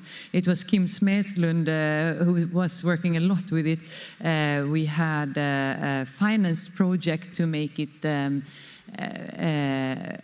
to put time and efforts into it. I don't know how many meetings you had, Kim, but there was like workshops and it was a thorough work. And so we have decided that this work is not something we want to throw away from the manifesto. It is a solid document that we did in 2019, and we are rather looking to update it, actually. So we have started a process of asking our partners, they have gotten mail at least, to fill in forms what they think about it, and we are about to do this updating, but it will not be ready here today. We are going to integrate findings that we have gotten from the workshops, findings that we have gotten here, things that people have been saying on stage, and we will do a draft and send it to all the members, partners, sorry, and also to the youth representatives, because they were not they were not identified when we started doing the survey and stuff, but now we can integrate the young people's voices in a better way in the manifesto. So, and then when we have the manifesto ready, which we aim to get ready in autumn, we will start doing action with it. And last time we went to Brussels, we brought all the steering group organizations and the gathering partner, and we met a lot of people in Brussels and showed them our declaration and our manifesto. And so it plays a role, and we have, we are not, the ERP is not an organization, but rather we are 3 organizations taking a lot of responsibility, voluntarily, kind of, and also it's not in our scope to take the whole responsibility for all of Europe all the time. So this is maybe when you think that, oh, the ERP should do this, it should do that. Yes, we think so too, but we have our own organizations that we need to care about also. So we are doing really as good as we can to try to make everybody included and to try to update lists, and so, but that is the case. So that's the manifesto. The declaration, on the other hand, this is a little shorter document, and it is, we try to keep it on 1 page. You can find it already on the webpage from the ERP, and you can find it also, I think there are some QR codes on the doors where you can go directly to the declaration. It is something that is shorter, I said that, yeah, and it is more affected by the times we are in because it is more changeable. It is ready, as I said, and we have been working on it at the same way that we have done with the manifesto. We have had a survey out to our partners. We have tried to integrate those things that has come back from the partners into this declaration. And then after that, we have been meeting within the steering group many times before this gathering, looking into what we are putting into it, but then also very important during this gathering. I don't know how many hours have we been sitting together during this gathering. I think maybe 6 hours or something like that, trying to reflect what we've been hearing, so that you feel as partners of the ERP heard also in the declaration. But we need something that is ready now for us to sign. So this is why this is a quicker process, but still we have really been trying. And I think it's good. And we will use it also with the manifesto together with the policy work. And here it is. If you haven't already opened the web page, we are going to go through it here, because we think it's important that you know what we are going to sign. Now I'm going to let you, Ari, start, because I'm getting tired from speaking.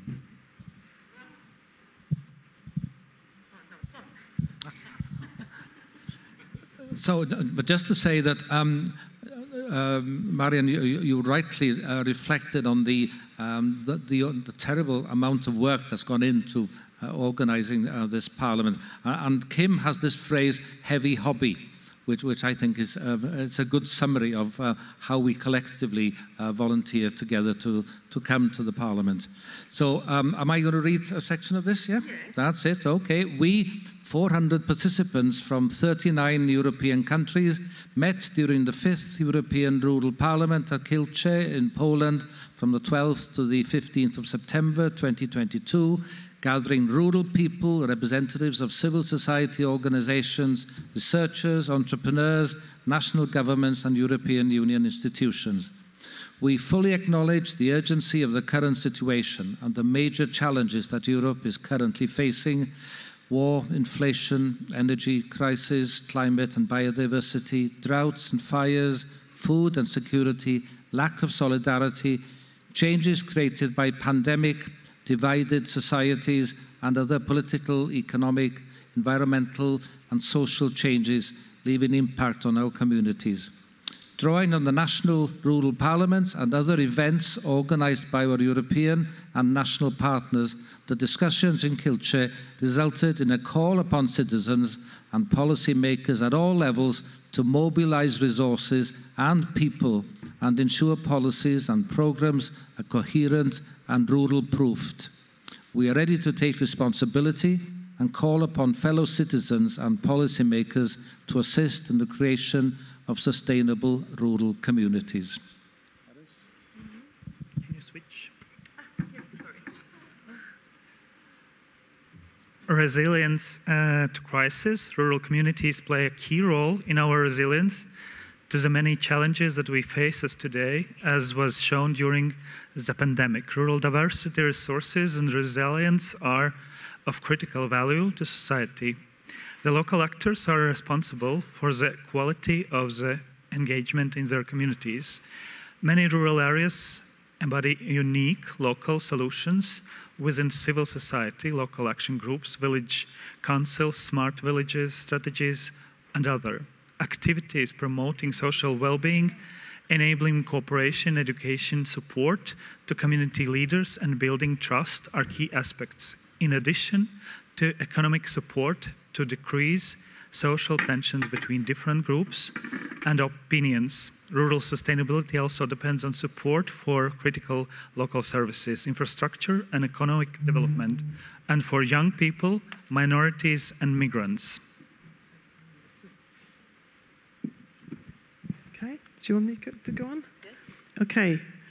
In recognition of this critical role, support for rural communities requires greater emphasis, integration and consolidation.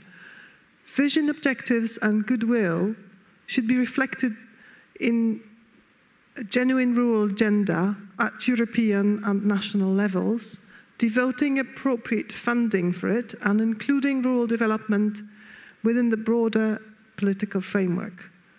Restructuring of public sector linkages will be critical to a more integrated strategic approach. Cooperation between all who are responsible for rural areas in European, national and regional level is vital.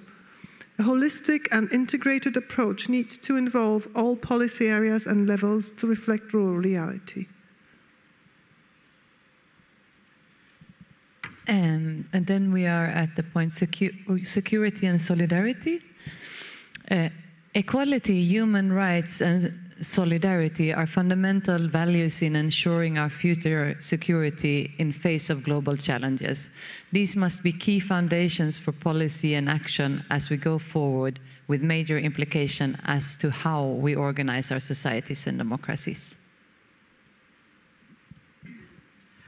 Existing practices of democracy are experiencing challenges and will require scrutiny and strengthening at all levels to ensure inclusiveness, representativeness and robustness. Participatory democracy and capacity building of civic competences needs to be expanded to include individual representation and new forms of digitalization. Support available to communities within different programs must not be diminished by bureaucracy, narrow frameworks or distrust at national or European level. Results-based, simplified and understandable procedures should be in place, validating knowledge, existing practices and the voluntary work of people. Financing of rural development and rural communities should represent rural reality. Therefore, it requires to be strengthened and broadened to increase local access to and control our funds.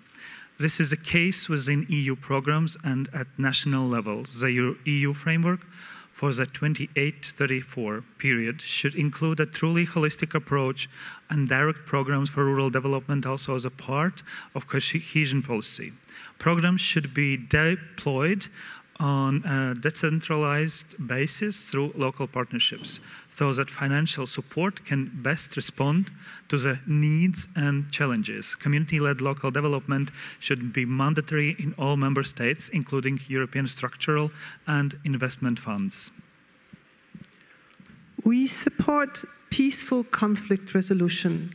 However, all levels of governments, communities, and individuals should be aware of the importance of preparedness and actively build resilience, for example, in the form of knowledge, readiness for food security, energy, and fuel reserves, as well as securing access to trustworthy information.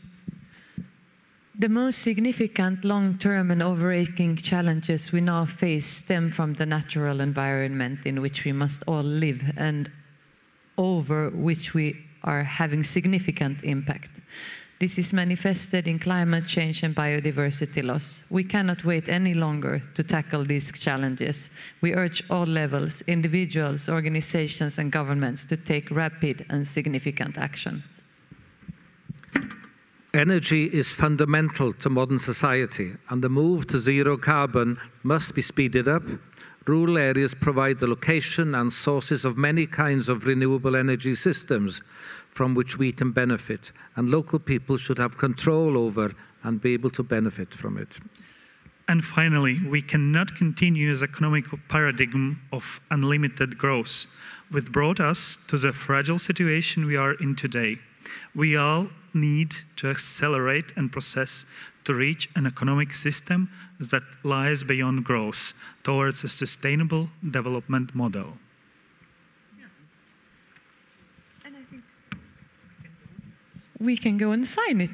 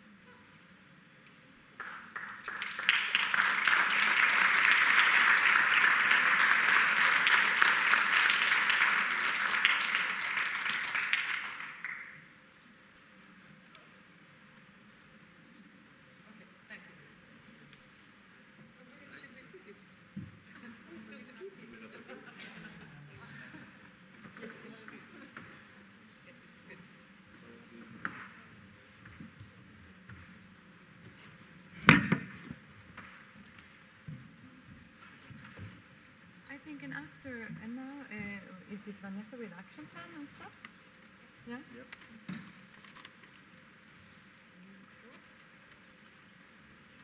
I should, I'm going to go down.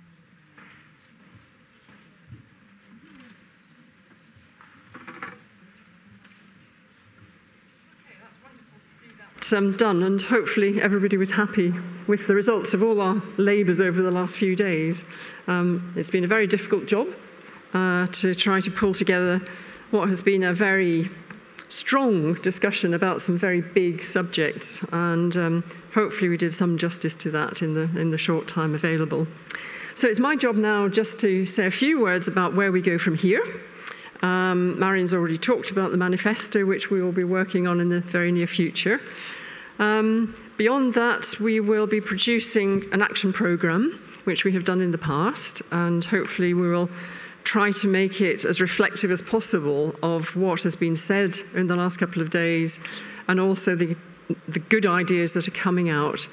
And in relation to the who does what, you know, whether it is things that we're aiming at the European Commission or governments, or things that we feel that we ourselves should be doing on the ground, or that ERCA itself may want to be doing. So that work will start probably next week when we've got some of the reporting available to us from the event, which will be a great thing to get out. And we will consult our partners on that as well, possibly even run a Zoom meeting or something at some point to make sure that we're getting into it what you feel is really important.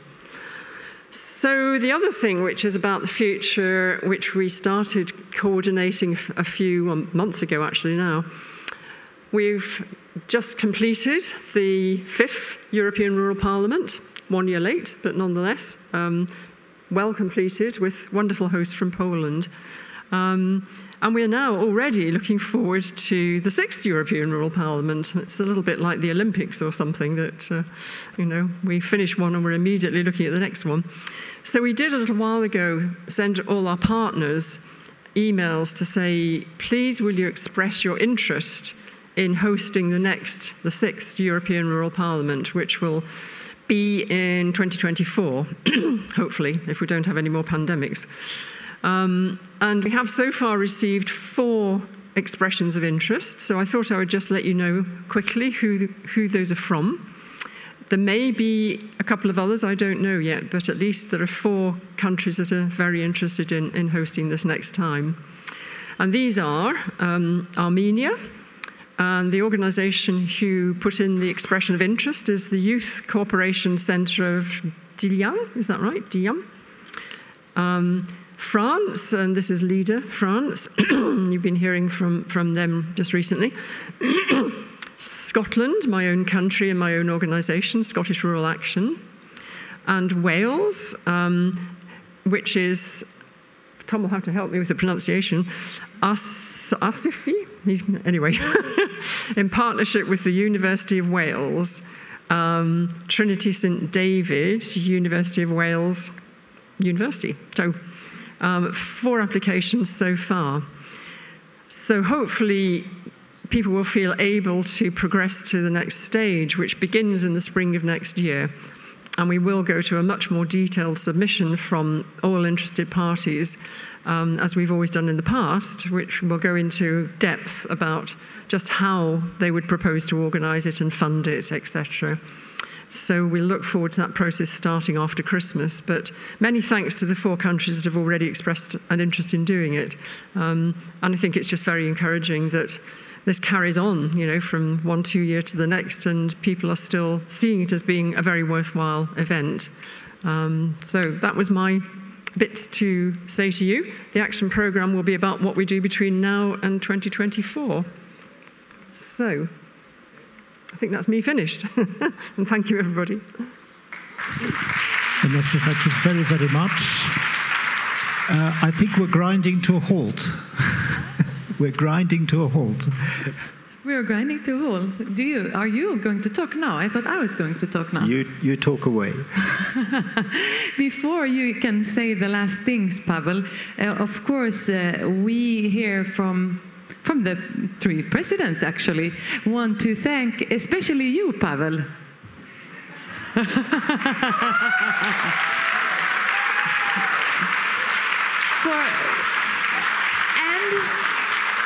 Of course, I know you have a team. I know you have a team. Where is the team? Are they still here? The team, yes, the team are by the door, and I would very much like to thank them for the sleepless nights and overtime they have had to put in. You know that an event like this is really nothing if you don't have the organizer at the space. And I don't even know what you have been up to all the time. I just know you have been working a lot. And we have chocolate for all of you, and we will bring it to you later. And then I have more people to thank. We have, who has also been involved in the organization, Piotr. Where are you? Piotr.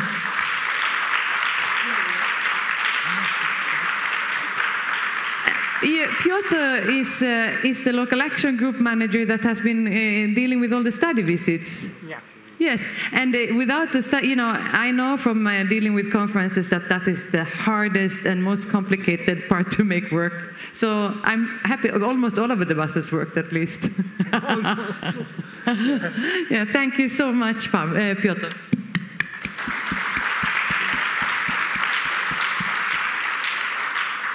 And I want want to ask ELARD team, very important people, to come on stage as well. I would like to, is Katrina there? Katrina, please come. She has been working so much with getting the young people feeling safe and at home here with us, and so that we could really enhance the networking for them, and also comes with ideas how we can make it even better next time. Yeah. Thank you, Katrina.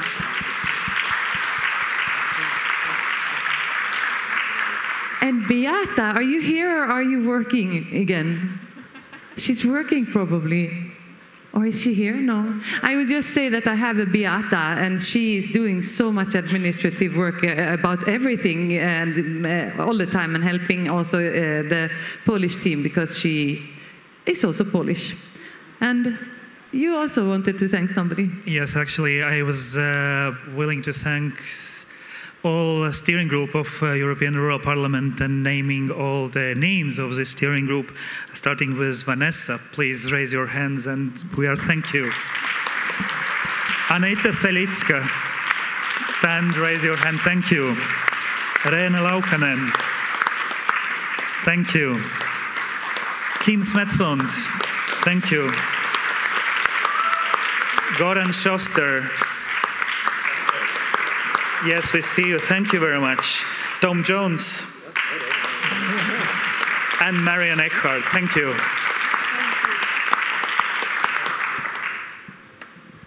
And I missed the opening ceremony for various reasons, sadly. But I would have said that when you come to a conference like this, the important thing is to place your head in the clouds, your feet on the ground, and your heart in the right place. And to that extent, I think you've all done that. We've been visionary, we've been looking ambitiously, but we've been practical, and we've seen local projects that work as well. And I think our heart, in terms of our commitment to rural areas, is in the right place. So my thanks are to all of you who've been with us. Many of you have left by now, but everybody who's been here has participated and contributed fully to this conference. Thank you.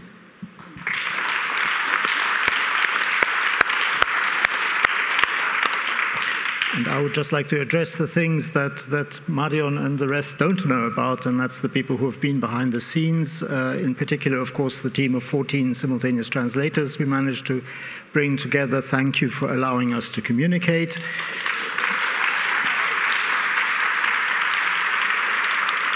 We have been particularly fortunate here at Targi Kielce because whatever whims, changes of plans we've had, they've just smiled and said, sure.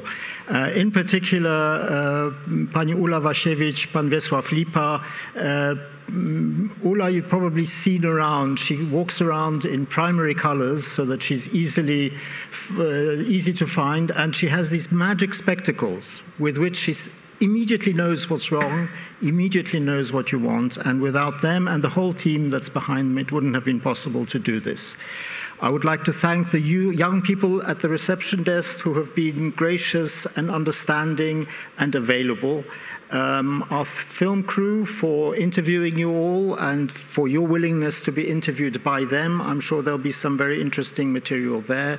The crew dealing with the online streaming and who will create the movie that we will have from this event, so that if you have a sleepless night at any time and you want to go through another speech, you can do so. You'll be lucky there. So on behalf of the Agricultural Advisory Center in Brwinów and the Polish Rural Network, thank you very much. And housekeeping notes will follow in just a second. Thank you.